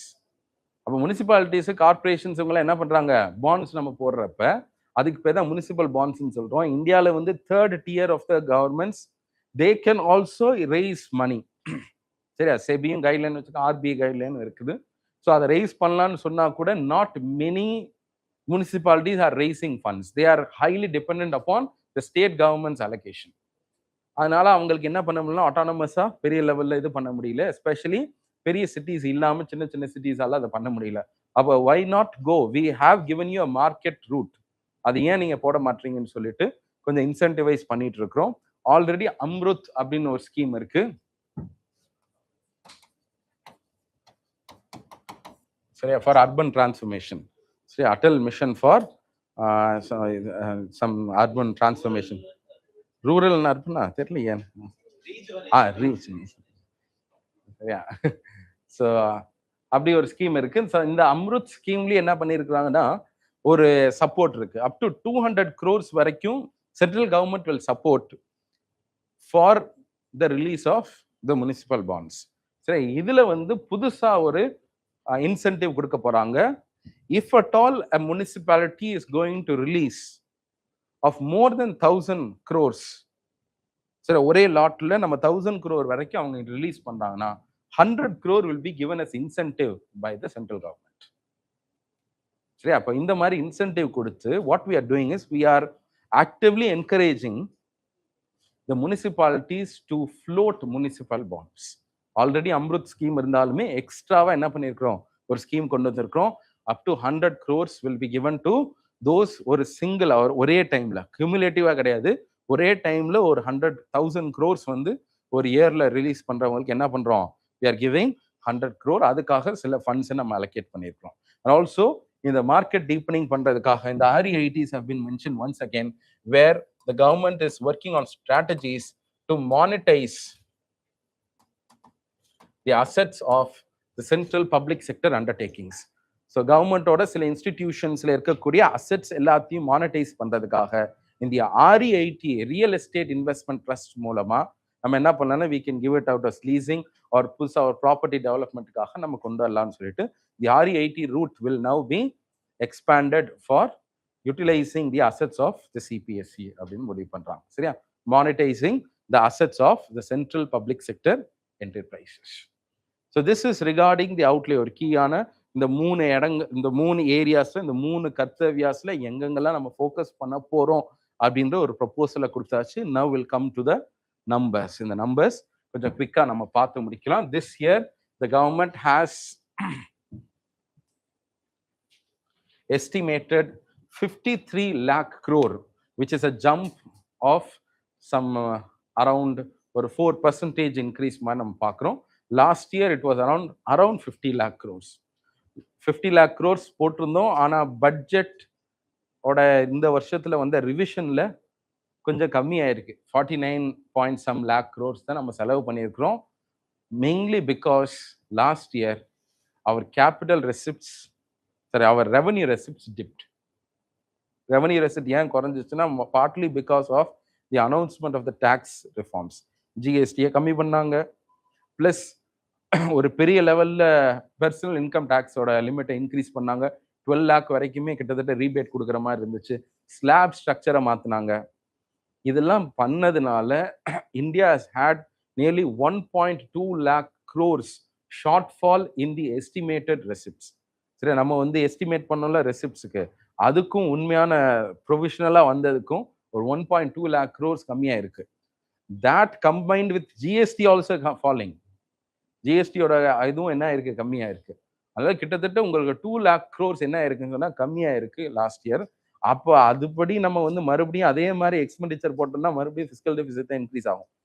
What we have decided to cut down the expenditure. கொஞ்சம் எங்கெங்கெல்லாம் கட் பண்ணியிருக்காங்கன்னு தெரியல, பட் அது கொஞ்சம் எஸ்டிமேட்டடா பார்க்குறப்ப 49 lakh crores இங்க கம்மியா இருக்கு. சரியா? So that is how they have been able to maintain last year's fiscal deficit target as well. ஓகே. ஸோ ஜிடிபி growth நாமினலா பார்க்குறப்ப நெக்ஸ்ட் இயர் பார்த்துக்கோங்க. எப்பவுமே ஒரு பட்ஜெட் போடுறப்ப இந்த ஜிடிபி நம்பர்ஸை வந்து அவங்க டிஸ்க்ளோஸ் பண்ணுவாங்க. நெக்ஸ்ட் இயர் நம்ம எவ்வளோ க்ரோ ஆக போகுது, எவ்வளோ, what will be the GDP நம்பர்னு. இது எதுக்கு இந்த ஜிடிபி எல்லாம் அவங்க பட்ஜெட்ல சொல்லணும்? Why do you think the GDP number has to be disclosed during the budget? இன்ஃப்ளேஷனை காட்டுறதுக்காக. அது எதுக்கு இப்போ பட்ஜெட்ல காட்டணும்? Why do you think the government, while presenting the budget, also has to do a calculation of what the GDP it is going to estimate next year? என்னப்பா? இல்ல கேப்னு இல்ல, இன்னொரு விஷயம் நல்லா சொல்லுங்க பாப்போம். நல்லா பாத்துக்கோங்க. எதுவா இருந்தாலுமே நல்லா சொல்லுங்க. அவ்வளவு தூரம் கான்செப்டுவலா போக வேண்டாம். ரொம்ப இல்ல எவ்வளவு fiscal deficit, how much should it be? 4% of what? அது வந்து இன்ஃப்ளேஷன் வா. புட்டி இன்னைக்கு காலையில இருந்து ஒரே இன்ஃப்ளேஷன். நீங்க வரலாறு தானே நடத்துறீங்க அப்படின்ற. So fiscal deficit is ஒரு gap, but it is all expressed as what?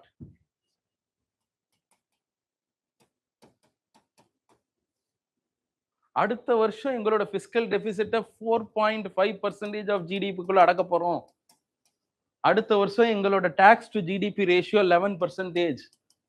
அப்படிதானே டிஸ்க்ளோஸ் பண்றாங்க. Usually whenever we give the numbers, we are not just throwing number. அடுத்த வருஷம் எங்க டெபிசிட், fiscal deficit வந்து 11 லட்சத்தி something கோடி அப்படியா சொல்றாங்க? இல்ல. Fiscal deficit, that is there, number is there. But whenever you see in the articles, what you find? The government has announced to keep the fiscal deficit within 4.5% of GDP. அப்ப எந்த GDP வச்சு சொல்றது? Estimated GDP தானே. ஆமா, அடுத்த வருஷத்தோட தானே. இந்த வருஷத்தோட வச்சு நெக்ஸ்ட் இயர், அதான் ப்ரொஜெக்டட் ஜிடிபி. அப்ப next year India's GDP is going to increase to 339 lakh crore. If this is the GDP, based on this, we are going to borrow 12 lakh crore, and this 12 lakh crore comes out to be 4.5% of GDP. ஒருவேளை அடுத்த வருஷம் இவங்க அதே 12 லட்சத்தை வாங்கிட்டு அடுத்த வருஷம் GDP 350 கோடியா மாறுதுன்னா எது இன்க்ரீஸ் ஆகும்? பெர்சன்டேஜ் இன்க்ரீஸ் ஆகும். That's what happen in Covid. சரி, கோவிட்ல 9.5% ஆஃப் ஜிடிபி வரைக்கும் எது இன்க்ரீஸ் ஆச்சு? ஃபிஸ்கல் டெபிசிட் இன்க்ரீஸ் ஆச்சு. One, because the government borrowed more. That's also there. But the next thing is that first இயர்ல போறப்ப நாங்க 4% ஆஃப் ஜிடிபிக்குள்ள அடைக்கிறோம்னு சொன்னாங்க. ஆனா முடியல. காரணம் என்ன அப்படின்னு சொன்னா 4% ஜிடிபின்றது 300 lakh crore வரைக்கும் இருக்கும் அப்படின்னு சொல்லி நம்ம எஸ்டிமேட் பண்ணோம். ஆனா அந்த வருஷம் என்ன ஆச்சு? மைனஸ்ல போயிடுச்சு. ஜிடிபியே மைனஸ்ல போயிடுச்சு. அப்ப குறையும்ல. That is why in order to convert all the important parameters in GDP you also need to project what the GDP should be. And let us start பண்றப்ப India is projected to grow at 7.2% and I have 300 lakh crore estimate பண்றாங்க. புரியுதா? So budget size பார்த்துக்கோங்க. இதான் revised estimates 49, இந்த வருஷம் 53 lakh crores.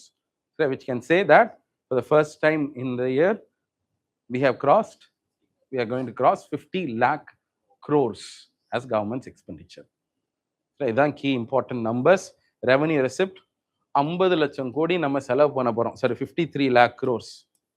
சரி, ஆனா நம்மளுக்கு டாக்ஸஸ் மூலமா ரெவன்யூ மூலமா வர்றது எவ்வளோ? இவ்வளவுதான் வருது. அப்போ ஃபிஸ்கல் டெபிசிட்ன்றத பாருங்க, எக்ஸ்பிரஸ் பண்ணிக்கிறது எப்படி எக்ஸ்பிரஸ் பண்ணியிருக்கோங்க. சரியா, நம்பராகவும் எக்ஸ்பிரஸ் பண்ணலாம், அது இருக்குது. But what we have done last year 4.4% of GDP தான் ஃபிஸ்கல் டெபிசிட். ஃபிஸ்கல் டெபிசிட்னா என்ன? நம்ம எவ்வளவு தூரம் கடன் வாங்கியிருக்கோம், அந்த கடன் வாங்கியிருக்கிறது தான் that actual amount of borrowing is what fiscal deficit is. Or we can say gap பார்த்தோம்னா the true gap of the government's treasury. சரி, கவர்மெண்டோட ஃபண்ட்ல எவ்வளவு தூரம் கேப் இருக்குன்னு செக் பண்றது. which means நீங்க எவ்வளவு தூரம் உள்ள வாங்கியிருக்கிறீங்க, எவ்வளவு தூரம் செலவு பண்ணிருக்கீங்க, அந்த கேப் செக் பண்றது தான் இது. Okay, so revenue deficit, primary deficit. Primary டெபிசிட்னா என்ன?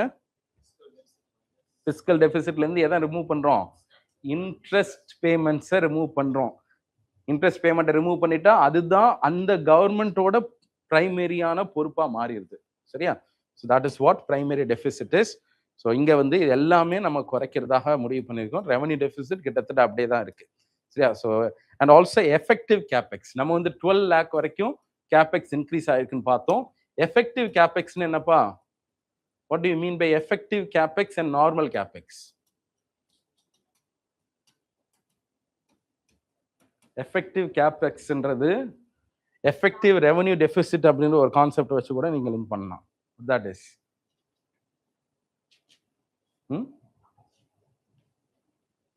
சார், காலையில இன்ஃப்ளேஷனை பார்த்துட்டு சாயங்காலம் பப்ளிக் ஃபினான்ஸ் பார்க்குறப்போ கொஞ்சம் ஒரு மாதிரி தான் இருக்கு அப்படின்றீங்களா?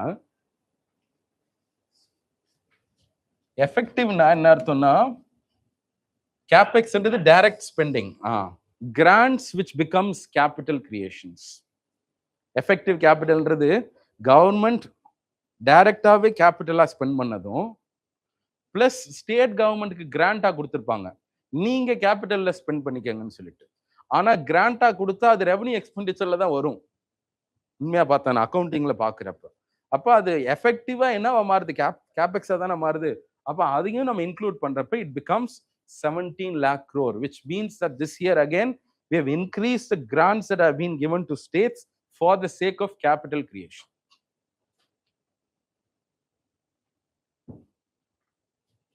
சரியா? கிட்டத்தட்ட market borrowings is nearly 11 lakh crores அப்படின்றத பார்க்கிறோம்.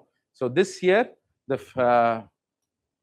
fiscal deficit again is going to slide down to 4.3, and the finance minister had again recalled her speech in 2021 when the fiscal deficit was as high as 9.1. அப்ப என்ன சொல்லியிருந்தாங்கன்னா 2025-26ல நாங்க என்ன பண்ண போறோம்னா 4.5% of ஜிடிபிக்குள்ள நாங்க எங்களோட டெபிசிட்டை குறைக்க போறோம் இப்ப இருந்து அப்படின்னு சொல்லியிருந்தாங்க. and we have actually achieved the target. We have gone to 4.4. Okay, so இதான் நம்மளால இந்த கிளைட் பார்க்க முடியுது. அண்ட் பிரைமரி டெபிசிட்டும் கொஞ்சம் கொஞ்சமா கம்மியாயிட்டு இருக்கிறத நம்மளால பார்க்க முடியும். ஓகே, ஸோ எஸ், டிஸ்இன்வெஸ்ட்மெண்ட்ஸ் அதுலயும் இருக்குது. டிஸ்இன்வெஸ்ட்மெண்ட்ஸ் மானிட்டைசேஷன் எல்லாமே பண்ணிட்டு இருக்காங்க கொஞ்சம் கொஞ்சமா. See, we don't do it at a single stretch. சரியா? நம்ம என்ன பண்றோம்னா சில செக்டர்ஸ்லாம் ஐடென்டிஃபை பண்ணி கிராஜுவலா டிஸ்இன்வெஸ்ட் பண்ணுன்றது நம்மளோட பாலிசியாவே இருக்கு. ஆமா, பிரைவேட் செக்டருக்கு கொடுத்துடலாம் அப்படின்னு முடிவு பண்ணிட்டோம்.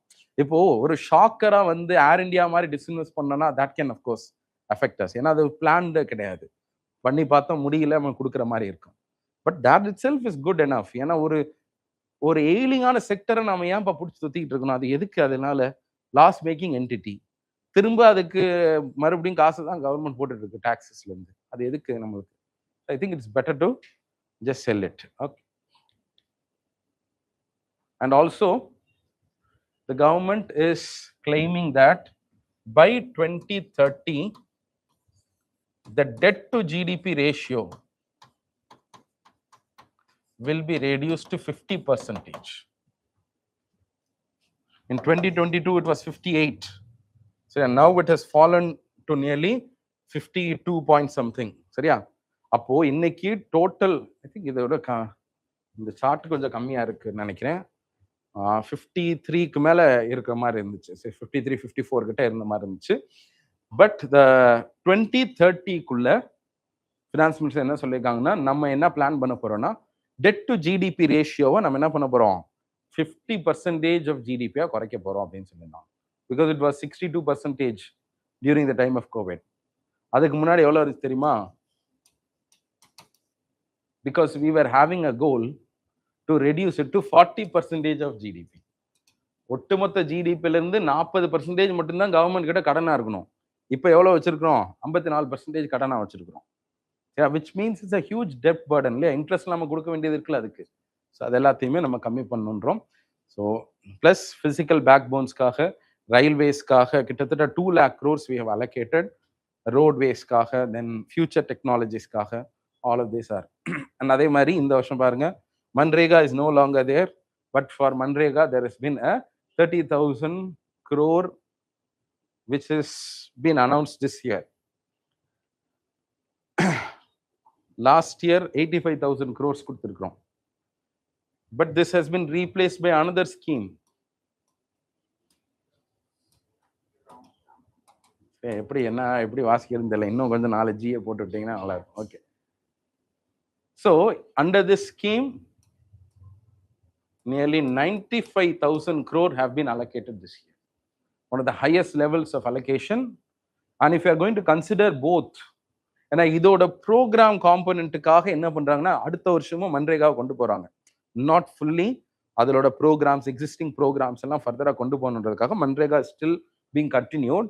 ஸோ இதுல ஒரு 30,000 crores, இதுல 95,000 crores-னா which is a huge number, 1.25 lakh crores வருது, which is in fact very high compared to the 85,000 crore which is allocated for this. சரியா? ஆமா, இது லாஸ்ட் இயர் அப்படிதான் இருந்துச்சு. Every year MNREGA has been like that. MNREGA is a centrally sponsored scheme. 2 பேர் சேர்ந்து தான் பண்ணுவாங்க. சென்ட்ரல் கவர்மெண்டோட ஷேரை மட்டும் நாங்க காட்டுறோம். ஒவ்வொரு வருஷமும் அலாட் பண்ணணும்ல. அப்ப இந்த வருஷம் 1 இது அலாட் பண்ணியிருக்கோம். சரியா?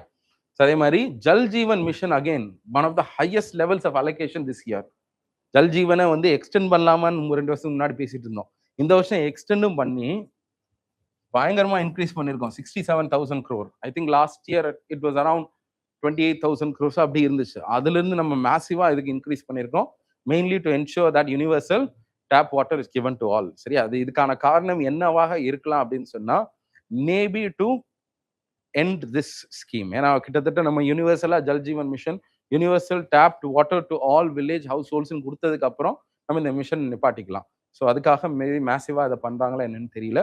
But there has been a highest allocation for this as well. Subsidies பொறுத்தளவுக்கு again food subsidy is the highest subsidy as of now. Fertilizer subsidy comes second. இந்த subsidy ஏன் ஹையா இருக்கு அப்படின்னு சொன்னா, because of the Pradhan Mantri kharif Kalyan அன்ன யோஜனா. இது என்னன்னா, இதுக்கான சின்ன பேக்ரவுண்ட் நம்ம பார்த்துறோம். பிரதான் மந்திரி கரீப் கல்யாண் அன்ன யோஜனா இது என்ன அப்படின்னா, இந்த ஸ்கீம்ன்றது 2020ல நம்ம கோவிட்ல போனதுக்கு அப்புறம் ஆல்ரெடி எக்ஸிஸ்டிங் பிடிஎஸ் சிஸ்டம் இருக்கும்ல, public distribution system, national food security ஆக்ட்ல, அந்த ஸ்கீமுக்கு அலாட் பண்றது போக கவர்மெண்ட் வந்து ஒரு 80 crore பீப்புளை வந்து டார்கெட் பண்ணி ஃப்ரீ ரைஸ் கொடுத்தாங்க during the time of Covid. அது வந்து without their entitle to it apart from the normal 5 kilograms that they get. Food security ஆக்ட்ல கிடைக்கக்கூடியதை தாண்டி அடிஷ்னலா கொடுத்தாங்க. அதுக்கு வந்து அப்போ கிட்டத்தட்ட 2 PDS கொடுக்குற மாதிரி இருக்கு. அதனால தான் அந்த டைம் பயங்கரமா இன்க்ரீஸ் ஆகி nearly 4 lakh crore was given as food subsidies in 2021-22 அந்த வருஷத்துல. அதுக்கப்புறம் அடுத்த வருஷம் நம்ம கோவிட்லேருந்து ரெக்கவர் பண்ணதுக்கப்புறம் குறைக்கலாம்னு நினைச்சாங்க. But given that people are still in poverty, அதை டிபெண்ட் பண்ணியிருக்காங்கன்னு சொல்லிட்டு அதை எக்ஸ்டெண்ட் பண்ணிட்டே இருந்தோம். இன் 2024 we formally ended this particular scheme, no extension. அதுக்கப்புறம் என்ன பண்றாங்கன்னா, இந்த நேஷனல் ஃபுட் செக்யூரிட்டி ஆக்டுக்கு கீழே நம்ம கொடுக்கறத அதை பிரதான் மந்திரி கரீப் கல்யாண் அன்ன யோஜனானே சொல்லி கண்டினியூ பண்ணிட்டு இருக்காங்க. So we do not have a separate scheme which is an additional component. இப்போ என்ன பண்றோம்னா, பிரதான் மந்திரி கரீப் கல்யாண் அன்ன யோஜனா தான் is the scheme under which the national food security act is allocated. இந்த ஆக்டுக்கு கீழே கண்டிப்பா எல்லாருக்கும் ஃபுட் என்டைட்டில்மெண்ட்ஸுக்கு கொடுத்தாங்கன்னு, அது கொடுக்கறதுக்காக இந்த ஸ்கீமுக்குள்ளதான் நம்ம கொடுத்துட்டு இருக்கோம். These are the subsidies. சரி, அதே மாதிரி again this year if you look at it, income tax is one of the highest contributors, சரியா, of the then corporation taxes. உங்களுக்கு எவ்வளவு வருதுப்பா? ரெண்டு சேர்த்து 39 paisa is coming from this. இதுல பாருங்க, ஜிஎஸ்டி, எக்ஸைஸ் அண்ட் கஸ்டம்ஸ், இதுதான் வந்து இன்டைரக்ட் டாக்ஸஸ். சரியா, டைரக்ட் டாக்ஸஸ், இன்டைரக்ட் டாக்ஸஸ், இந்த ரேஷியோ நம்ம பார்த்துடலாம். எப்பவுமே ஆல்வேஸ் வாட் ஷுட் எக்ஸீட், எது ஹையா இருந்தா better? Direct taxes should exceed that of indirect taxes, because indirect taxes have a regressive nature to it. எல்லாரையும் அஃபெக்ட் பண்ணும். பட் டைரக்ட் டாக்ஸஸ் ஒன்லி ப்ரொபோர்ஷனேட்டா தான் அஃபெக்ட் பண்ணும். சரியா, இல்லை இது எவ்வளவு வந்திருக்கு? இது 10, இது ஒரு 15, எவ்வளவு ஆச்சு? 30, சரி 10, 25 தானேப்பா. சரியா, ஸோ 25 பைசா. அப்படிதானே? கோவிட் டைம்ல என்ன இருந்துச்சு தெரியுமா? For the first time in many years this exceeded this. Indirect taxes வந்து டைரக்ட் டாக்ஸஸ் வந்து அதிகமாக இருந்துச்சு. அதனால மறுபடியும் நம்ம ஒரு பீரியட் ஆஃப் டைம் ஒரு நல்ல ரெக்கவரி இருக்கிறதுனால இது மாறி இருக்கிறதாக நம்மளால பார்க்க முடியுது. ஓகே, அதே மாதிரி எக்ஸ்பெண்டிச்சர்னு வர்றப்ப நம்ம எதுக்கு அதிகமாக செலவு பண்றோம்? இன்ட்ரெஸ்ட் பேமெண்ட் ஒரு பெரிய ஒரு 80, 20 ரூபா நம்ம வெளியே கொடுக்க வேண்டியதா இருக்கு. ஸோ 22% வந்து ஸ்டேட்டோட ஷேர் ஆஃப் டாக்ஸஸ். இதை நம்ம எதுபடி கொடுக்குறோம்? And also defence has been allocated one of the highest allocations this year. So operations வந்து ஒருலேருந்து அடுத்த வருஷம் ஏதாவது ஆப்ரேஷன் பண்ணணுன்ட்டு என்ன பண்ணியிருக்கோம்னா, எக்ஸ்ட்ராவாக நம்ம வி ஹவ் மேட் 11%. யூஸ்வலாக 9% அந்த மாதிரி தான் வரும். கிட்டத்தட்ட 11% ஆஃப் ஷேர் வந்திருக்கு. ஓகே, ஸோ இதுதான் நம்ம பார்க்குறோம். Right, so market borrowings and also external debt is very very less in India. இருக்கிறதுலே அதிகமாக நம்ம பாரோ பண்ணுறது எதுலேருந்து தான்? மார்க்கெட்ல தான் கவர்மெண்ட் செக்யூரிட்டிஸ் மூலமாக பாரோ பண்ணுறோம். ரிமைனிங் எதுலேருந்து பாரோ பண்ணுறோம்? Small savings. Public account of இந்தியான்னு ஒன்று இருக்குது தெரியுமா? அந்த பப்ளிக் அக்கௌண்ட்ல ஸ்மால் சேவிங்ஸ் ஃபண்ட்லாம் இருக்கும். அது அந்த ஃபண்டு சும்மா தானே இருக்குன்னு சொல்லிட்டு அதுக்கு அகேன்ஸ்டா பாரோ பண்றோம். மார்க்கெட்ல போய் பாரோ பண்ணாம அதுக்கு அகேன்ஸ்டா பாரோ பண்றோம். That will also reflect in the fiscal deficit, எந்த பாரோவிங்கா இருந்தாலும். சரியா, so that is there. And external debt is very very less அப்படின்னு பார்க்குறோம். That is why we do not have any sovereign risks. அலோகேஷனை பொறுத்தளவுக்கு டிரான்ஸ்போர்ட் தான் இருக்கு highest. If you take both roads and railways, then defence, இதெல்லாம் நம்மளால பார்க்க முடியுது. நம்ம கொஞ்சம் குவாலிட்டேட்டிவா அசஸ் பண்ணும் அப்படின்னு சொன்னா, welfare has been given very less importance this year. That is why in Hindu there has been an article, welfare is being increasingly pushed to the states அப்படின்னு ஒரு ஆர்டிக்கல் வந்துருந்துச்சு. சரியா, வெல்ஃபேருக்காக பெரிய லெவல்ல செலவு பண்ணாத மாதிரி தான் இருக்குது இங்க. And now coming to transfers, 25 lakhs out of the 53 lakhs is going to be given to states. சரி, எதுக்காக இதை கொடுக்குறோம் அப்படின்றத பார்த்துடலாம். This is mainly because of the devolution formula given. சரியா, இந்த வருஷம் 2026ல இருந்து நம்ம கொடுக்கணும் இல்லையா? 2021ல இருந்து 2026 வரைக்கும் already there has been a finance commission which has given recommendation. அடுத்த ஃபினான்ஸ் கமிஷன்றது இந்த வருஷத்துல இருந்து ஸ்டார்ட் ஆகும். They have already formed the 16th Finance Commission under the chairmanship of Aravind Panagaria. அவர் வந்து டேர்ம்ஸ் ஆஃப் ரெஃபரன்ஸ்லாம் கொடுத்துருந்தாங்க. And yesterday that report was also tabled after the announcement of the speech. அந்த ரிப்போர்ட்டோட டேர்ம்ஸ் ஆஃப் ரெஃபரன்ஸையும் கொண்டு table பண்ணியிருந்தாங்க. இந்த ரிப்போர்ட்டோட findings எல்லாத்தையுமே இதை இன்னும் கொஞ்சம் ஃபுல்லாகவே டிஸ்கஸ் பண்ணல. அதுக்கான ரெக்கமெண்டேஷன்ஸ் தான் கவர்மெண்ட் இன்னும் கெசட்டில் நாங்கள் அதை ஏற்றுக்கிட்டோம் இப்படி தான் அப்படின்னு இன்னும் சொல்லலை. பட் ஃபர்ஸ்ட் இயருக்கு ஸ்டேட்ஸுக்கெல்லாம் கொடுக்குறோம்ல, அதை எதுபடி கொடுக்குறோம் அப்படின்னு சொன்னால் we are giving this according to the formula of the 16th Finance Commission, which is being again continuing the same vertical devolution of 41% of the last year. 15th Finance Commission for a period of 21 to 26 had a vertical devolution of 41. Vertical devolution and central government ல இருந்து வரக்கூடிய taxes vertical ஸ்டேட்ஸ்க்கு எவ்வளவு பிரிச்சு கொடுக்கறோம்ன்றது. ஸ்டேட்ஸ்க்குள்ள எப்படி பிரிக்கிறோம்? 100 ரூபாயில 41 ரூபாய் ஸ்டேட்டுக்கு கொடுக்கணும். சரியா? ஆனா 28 ஸ்டேட்ஸ் இருக்கு. இந்த 28 ஸ்டேட்ஸ்க்கு எப்படி பிரிச்சு கொடுக்கறது? அதான் ஹரிசான்டல் டெவல்யூஷன். ஹரிசான்டல் டெவல்யூஷனுக்கு என்ன ஃபார்முலா அப்படின்றது another important problem in India. அது எல்லா ப்ராப்ளமும் ஃபினான்ஸ் கமிஷன் ரெக்கமெண்ட் பண்ணும். This year also the horizontal டெவல்யூஷனுக்காக என்ன ஃபார்முலா பயன்படுத்தியிருக்கோம் அப்படின்றத பார்க்கலாம். This has been now official. Last time population, area, forest, income distance, டாஸ்க், fiscal effort and demographic performance under 6 criteria. In 2024, there was a UPSC question asking which one of it is not a criteria under the 15th Finance Commission. அப்படி கேட்டிருந்தாங்க. இந்த வருஷம் கிட்டத்தட்ட அதே தான். So there is, if you carefully note, there's one thing that has been added and one thing that has been removed. The tax and fiscal effort has been removed, and instead, what has been added? Contribution to GDP. சரியா? அப்ப ஜிடிபியோட contribution வர்றப்ப better performing states will have better access. அப்படிதானே? So அந்த மாதிரி tax எஃபர்ட்ன்றது பெரிய லெவல்ல நம்மளுக்கு இதா இல்லை அப்படின்னு சொல்லிட்டு, அதுவும் ரொம்ப கம்மியான வெயிட்டேஜா இருக்குன்னு சொல்லிட்டு இதை வேணாம்னு சொல்லிட்டு அதுக்கு மேல என்ன கொண்டு வராங்க? Contribution to GDP. So today as of இந்த 16th Finance Commission of parameters are these: population, area, forest, per capita, GSDP, distance and அதே மாதிரி வெயிட்டேஜும் கொஞ்சம் மாறி இருக்கா. ரெண்டுலையுமே என்ன, எந்த வருஷம் தான் யூஸ் பண்றோம்? 2011 யூஸ் பண்ணா நம்மளுக்கு அவ்வளவா இருக்காது, நம்மளுக்கு we will be at a lossன்றோம். அதுக்காக காம்பன்சேட் பண்றதுக்கு தான் நம்ம என்ன பண்ணியிருக்கோம்? இந்த டாக்ஸ், டெமோகிராஃபிக் பெர்ஃபார்மன்ஸ்லாம். சரியா? பாப்புலேஷனை நாங்கள் கண்ட்ரோல் பண்ணோம் அப்படின்றதுக்காக இங்க எங்களை பனிஷ் பண்ணக்கூடாதுன்னு ஸ்டேட்ஸ் எல்லாம் ரைஸ் பண்ணனால தான் இந்த டெமோகிராஃபிக் பெர்ஃபார்மன்ஸ்ல டோட்டல் ஃபர்டிலிட்டி ரேட்ஸை நம்ம எடுத்தோம் ஒரு கிரைட்டீரியாவா. அப்போ இதுல வந்து எப்படி இருக்குன்னா இன்வெர்ஸ்ல இருக்கும். லோவர் டோட்டல் ஃபர்டிலிட்டி ரேட்ஸ் இருந்தா ஹையர் அலோகேஷன், அந்த மாதிரி இருந்துச்சு. ஓகே, ஸோ அதே தான் நம்ம இங்கேயும் கொண்டு வரோம். But we have increase the population criteria. Kindly note it down. This is very very important fact because this is going to govern the devolution for the next 5 years. Yeah. Area 10%. Forest again 10%. No change in it. The income distance எவ்வளோ? Earlier it was 45.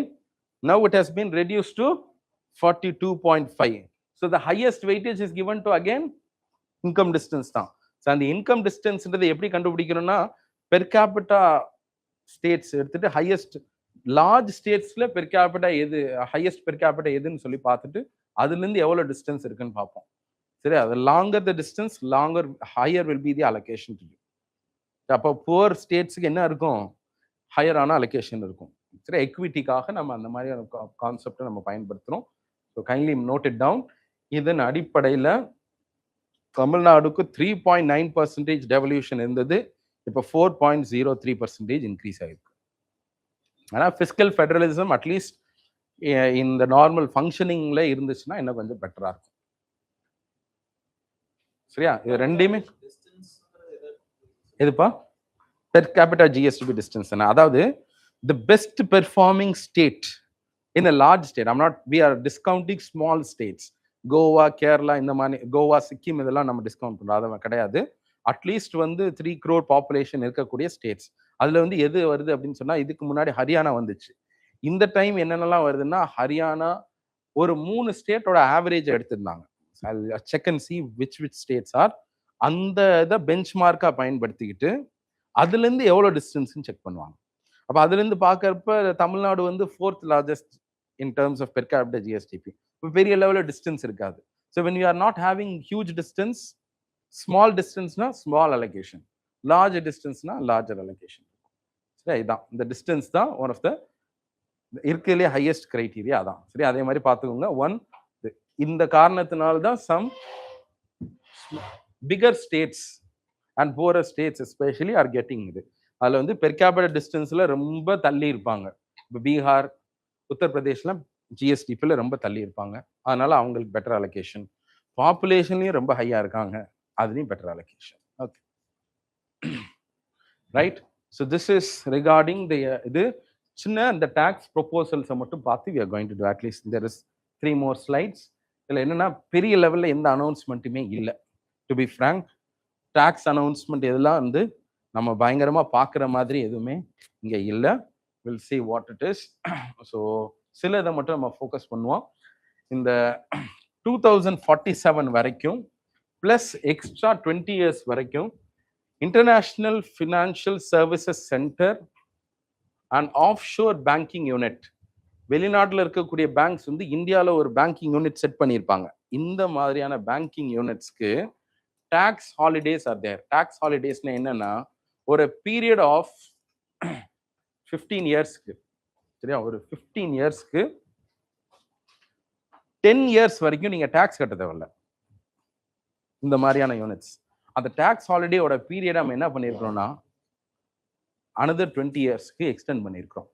And also this tax holiday period will end by 2047. நம்ம எப்படி பண்ணோம்னா, இந்த மாதிரி 2020 வரைக்கும் யார் யாரெல்லாம் set பண்றாங்களோ அவங்களுக்கு அடுத்த நெக்ஸ்ட் 10 yearsக்கு டாக்ஸ் ஹாலிடே அப்படி அனௌன்ஸ் பண்ணிக்கிட்டே இருந்தோம். இப்போ நம்ம என்ன அனௌன்ஸ் பண்ணியாச்சு, 2047 வரைக்கும் நீ தைரியமா வந்து இந்தியாவில் போடு, உனக்கு என்ன இருக்கும், tax holidays will be there, which is to attract global centers into India, offshore centers into India. இதுல இந்த குளோபல் இதுல cloud services and data centres இந்தியால செட் பண்றவங்களுக்கு இது applicable. Global companies setting up data centres in India, for them tax holidays will be provided up till 2047. இதெல்லாம் இன்சென்டிவா கொண்டு வர்றதுக்காக நம்ம இதை பிளான் பண்ணிட்டு இருக்கோம். MAT, minimum alternate tax, has been reduced from 15% to 14%. மேட்னா என்ன, நார்மல் டாக்ஸா இல்லாம நீங்க வந்து புக்ல இருக்கக்கூடிய ப்ராஃபிட்டை ரெடியூஸ் பண்ணிக்கிட்டே இருக்கீங்கன்னு சொன்னா ரொம்ப ஒரு லெவலுக்கு கீழே போயிடக்கூடாதுன்றதுக்காக whatever is the book profit அதுல இருந்து 15% கட்டிடணும். அப்போ 1 crore உங்களுக்கு ப்ராஃபிட் வருது புக்ல அப்படின்னு சொன்னா 15 lakhs should be your minimum amount that you have to pay. அப்படி இல்லை, நார்மல் ரூட்ல போறேன்னா 1 crore எனக்கு ஃபுல்லா ப்ராஃபிட் வந்திருக்கு, ஆனா நான் அதுல 50 லட்சம் ரூபாய் இதுல இன்வெஸ்ட் பண்ணேன் அதுல இன்வெஸ்ட் பண்ணேன்னு சொல்லி எனக்கு வந்த வருமானமே 10 லட்சம் ரூபாய் தான், அதனால 10 லட்சம் ரூபாயில உங்களுக்கு 30% பே பண்றேன், 3 lakhs தான் பே பண்ணுவேன்னு சொல்லி நிறைய கம்பெனிஸ் பே பண்ணிட்டு இருந்தான். இதை அரெஸ்ட் பண்ணுன்றதுக்காக என்ன பண்றோம்னா, நீ குறைச்சிக்கோ, ஆனா அநியாயத்துக்கு குறைக்கிறிய அப்படின்னு சொல்லிட்டு என்ன பண்றோம், இந்த இதை வந்து ரொம்ப கீழே போயிடக்கூடாதுன்றதுக்காக கொஞ்சம் மினிமம் த்ரெஷ்ஹோல்ட்ல வைக்கணுன்றதுக்காக every company, if it is showing book profit, then there will be minimum amount that is due for them. அதுக்கு பேர் தான் minimum alternate tax. From 15% we have reduced it to 14%. Securities transaction tax, ஒரு ஷேரை வாங்குறோம் விற்கிறோம், any securities that are being sold or bought will attract a small tax. இது எதுக்காக அப்படின்னு சொன்னா அந்த டிரான்சாக்ஷன் டாக்ஸ் இருக்கும். அப்படி பண்றதுனால ஒவ்வொரு டிரான்சாக்ஷனும் ஒரு டாக்ஸ் இருந்துச்சுன்னா இந்த இன்ட்ராடே ட்ரேடிங் பண்றவங்களுக்கு ஒரு சின்ன ஒரு நெகட்டிவ் இது இருக்கும். இப்போ 10 தடவை நீங்க வாங்குறீங்கன்னா 10 தடவை டாக்ஸ் கட்டணும். அது வந்து ரொம்ப ஹையா இருக்காது, 0.02 இருந்துச்சு for futures. Futures and option என்னதுப்பா, டெரிவேட்டிவ்ஸ் தானே. அவங்க derivatives are actually not meant especially for retail இன்வெஸ்டர்ஸ்னு சொன்னோம், பட் நிறைய ரீட்டைல் பார்ட்டிசிபென்ட்ஸ் இதில் இருக்காங்க. லாஸ்ட் 3 yearsவே government is having a goal to discourage people from participating too much in the derivatives market. பெருசா ஹியூஜ் லாசஸ் அதுல வரும். அதனால இந்த ஃபியூச்சர்ஸையும் இதுலயும் இன்னும் கொஞ்சம் இதற்கான டாக்ஸை இன்க்ரீஸ் பண்ணோம்னா இந்த ஸ்பாட் ட்ரேடிங் பண்றது, ரிப்பீட்டட் ட்ரேடிங் பண்றது குறையும் சொல்லிட்டு we have increased it from 0.02 we have increased to 0.05 for futures, and from 0.1 we have increased to 0.15 for this. சரியா? So effectively speaking, ஸோ நம்ம ஆப்ஷன்ஸ்க்கும் ஃபியூச்சர்ஸ்க்கான செக்யூரிட்டிஸ் டிரான்சாக்ஷன் டேக்ஸ் என்ன பண்ணியிருக்கோம், இன்க்ரீஸ் பண்ணியிருக்கோம். That is why on Sunday when we on Sunday and the announcement of budget, even the stock markets were open. Stock markets எல்லாம் இந்த நியூஸை கேட்டோன்னே என்ன ஆச்சு, பயங்கரமாக நெகட்டிவ்ல போச்சு. அதுக்கப்புறம் இன்னைக்கு நாம வந்து மறுபடியும் ட்ரம்ப்போட நம்ம ஃப்ரெண்ட்ஸ் ஆகிட்டோம் அப்படின்னு இன்னைக்கு மறுபடியும் என்ன இருக்கு, 2% இன்க்ரீஸ் ஆயிருக்கு. நாளைக்கு மறுபடியும் ட்ரம்ப் நம்மளுக்கு இந்தியா அப்படின்னு சொல்லி அவர் ஏதாவது சொல்லுவார். Okay. And tax collected at source, அதாவது என்னன்னா யூஸ்வலி இன்கம் டேக்ஸ் தான் இதில் சொல்லுவாங்க. டேக்ஸ் கலெக்டட் அட் சோர்ஸ்னா என்னன்னா, இன்கம் டேக்ஸ்ன்றது யார் பே பண்ணணும், who has to pay income tax?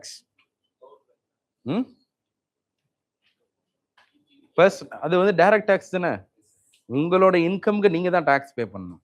ஆனால் special occasions will treat it this way. Example, நீங்க ஒரு கார் வாங்க போறீங்க, அந்த காரோட வேல்யூ வந்து 10 லட்ச ரூபாய்க்கு மேலே, இது ஒரு செகண்ட் கார், ஏதோ ஒன்று செகண்ட் ஹேண்ட் கார். ஸோ நான் ஃபர்ஸ்ட் ஹேண்ட் வரப்போ உங்களுக்கு என்ன வந்துருதுன்னா அதில் ஜிஎஸ்டி எல்லாம் வந்துடுது. ஒரு செகண்ட் ஹேண்டில் நீங்கள் கார் வாங்க போறீங்க ஒரு செல்லர்கிட்ட, you are buying for more then 10 lakh. அப்படின்னா நீங்கள் நிறைய இன்கம் வச்சிருக்கீங்கன்னு அர்த்தம் தானே அப்படின்னு கவர்மெண்ட் உங்களை நினச்சிக்கிறோம். சரியா?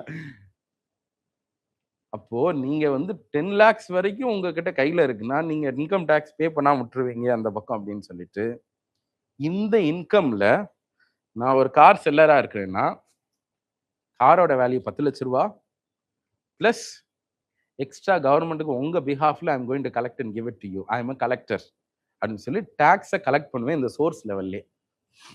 சரியா? அப்புறம் உங்களோட இன்கம், நீங்க உங்களோட இன்கம்க்கு நீங்க டாக்ஸ் கட்டாம யார் கட்டுற மாதிரி இருக்கு, நான் கட்டுற மாதிரி இருக்கு. That is called as tax collected at source, டிசிஎஸ்ன்னு சொல்லுவாங்க. இது எங்கெங்கன்னா சில பல்க் பர்ச்சேசஸ்க்குலாம் இதெல்லாம் வரும். அப்போ வெளிநாடுகளுக்கு போறதுல எல்ஆர்எஸ்ன்னு சொல்லுவாங்க. வெளிநாட்டுல போய் நம்ம செலவு பண்றோம்ல, அப்ப வெளிநாட்டுக்கு போறப்ப என்ன பண்ணணும்னா அதுல ஒரு பெர்சன்டேஜா டிசிஎஸ்ஸா நம்ம டாக்ஸ் கலெக்டட் சோர்ஸா இங்க இருந்து போகும். அப்ப நீங்க கன்வெர்ட் பண்ணுவீங்களா உங்க ரூபாய, அப்ப என்ன பண்ணணும், ஒரு சம் பர்சன்டேஜ் கலெக்ட் பண்ணுவாங்க. அதுல 5% இருந்ததை என்ன பண்ணிருக்கோம், 2% மாத்திருக்கோம். ஒருவேளை டூர் போறீங்க, வெளியில டூர் பேக்கேஜஸ் எல்லாம் போறீங்கன்னா it was as high as 20% collection of இது. வெளிநாட்டுல டூர் போற அளவுக்கு உன்ட்ட காசு இருக்கா அப்படின்ற மாதிரி கவர்மெண்ட் கலெக்ட் பண்ணிட்டு இருந்தாங்க. அது என்ன பண்ணிருக்கோம்னா we have reduced it to 2. So apart from this we do not have major tax recommendation which can actually impact நம்மளோட லைஃப் இம்பாக்ட் பண்ற மாதிரி ஒன்றும் கிடையாது இங்க. ஸோ இதுதான் மேஜர் டேக்ஸ் ரிலேட்டடான சில டிஸ்கஷன்ஸ். சரியா? ஆமா, இது எல்லாமே ரெமிட்டன்சஸ் தான். ரெமிட்டன்சஸ் வெளிநாட்டுல இருந்து உள்ள வர்றது, இல்ல இருந்து வெளியே போறதுலயும் என்ன பண்றோம்னா சம் டாக்ஸ் கலெக்டட் சோர்ஸா நம்ம எடுக்கிறோம். சரியா? இப்போ டிசிஎஸ்ன்றது இந்தியாவோட கான்செப்ட் தான். இது வந்து எந்த சோர்ஸ் ஆஃப் இதுலயும் நம்ம கலெக்ட் பண்ணலாம். ஃபாரின்ல இருந்து வர்றதுக்கு மட்டும் நம்ம என்ன பண்ணிருக்கோம், we have reduced it to 2. சரியா? so this is an idea which means ஈஸியா நம்ம வெளிநாட்டுக்கு போகலாம், வெளிநாட்டுல இருந்து இந்தியாவுக்கு வரலாம். அதான் அதோட மீனிங். ட்ரீட்மெண்ட் பார்க்கறது, எஜுகேஷன் பார்க்கறது will become a little bit cheaper now. சரியா? so I think that's it for the union budget. இதான் அந்த கீயான முக்கியமான ஒரு டிஸ்கஷன்ஸ் ப்ரொபோசல்ஸ் எல்லாம். இதை தாண்டி பெருசா ஒன்றும் பண்ண வேண்டாம். நீங்க ஒரு டைம் என்ன பண்ணுங்கன்னா ஹைலைட்ஸ் ஆஃப் த பட்ஜெட் அப்படின்னு ஒரு டாக்குமெண்ட் இருக்கும். சரி, அதை மட்டும் இப்போ போய் பாருங்க. நம்ம ஒரு சின்ன ரிவிஷன் பண்ணல, இப்போ உட்காந்து சும்மா ஒரு 2 மணி நேரம் டிஸ்கஷன் மட்டும் உட்காந்துட்டா டக்குன்னு ஞாபகம்லாம் வராது. சரி, ஏன்னா ஃபினான்ஸ் மினிஸ்டர்ட்டே கூப்பிட்டு நேற்று என்ன பேசுறேன்னு கேட்டால் அவங்களுக்கே தெரிய போறது. That's how we are. அதனால என்ன பண்ணுங்க, கொஞ்சம் அதை ஒரு தடவை லைட்டா பார்த்துக்கோங்க. Just take a note of it. சரியா? So we'll meet tomorrow then morning. Okay.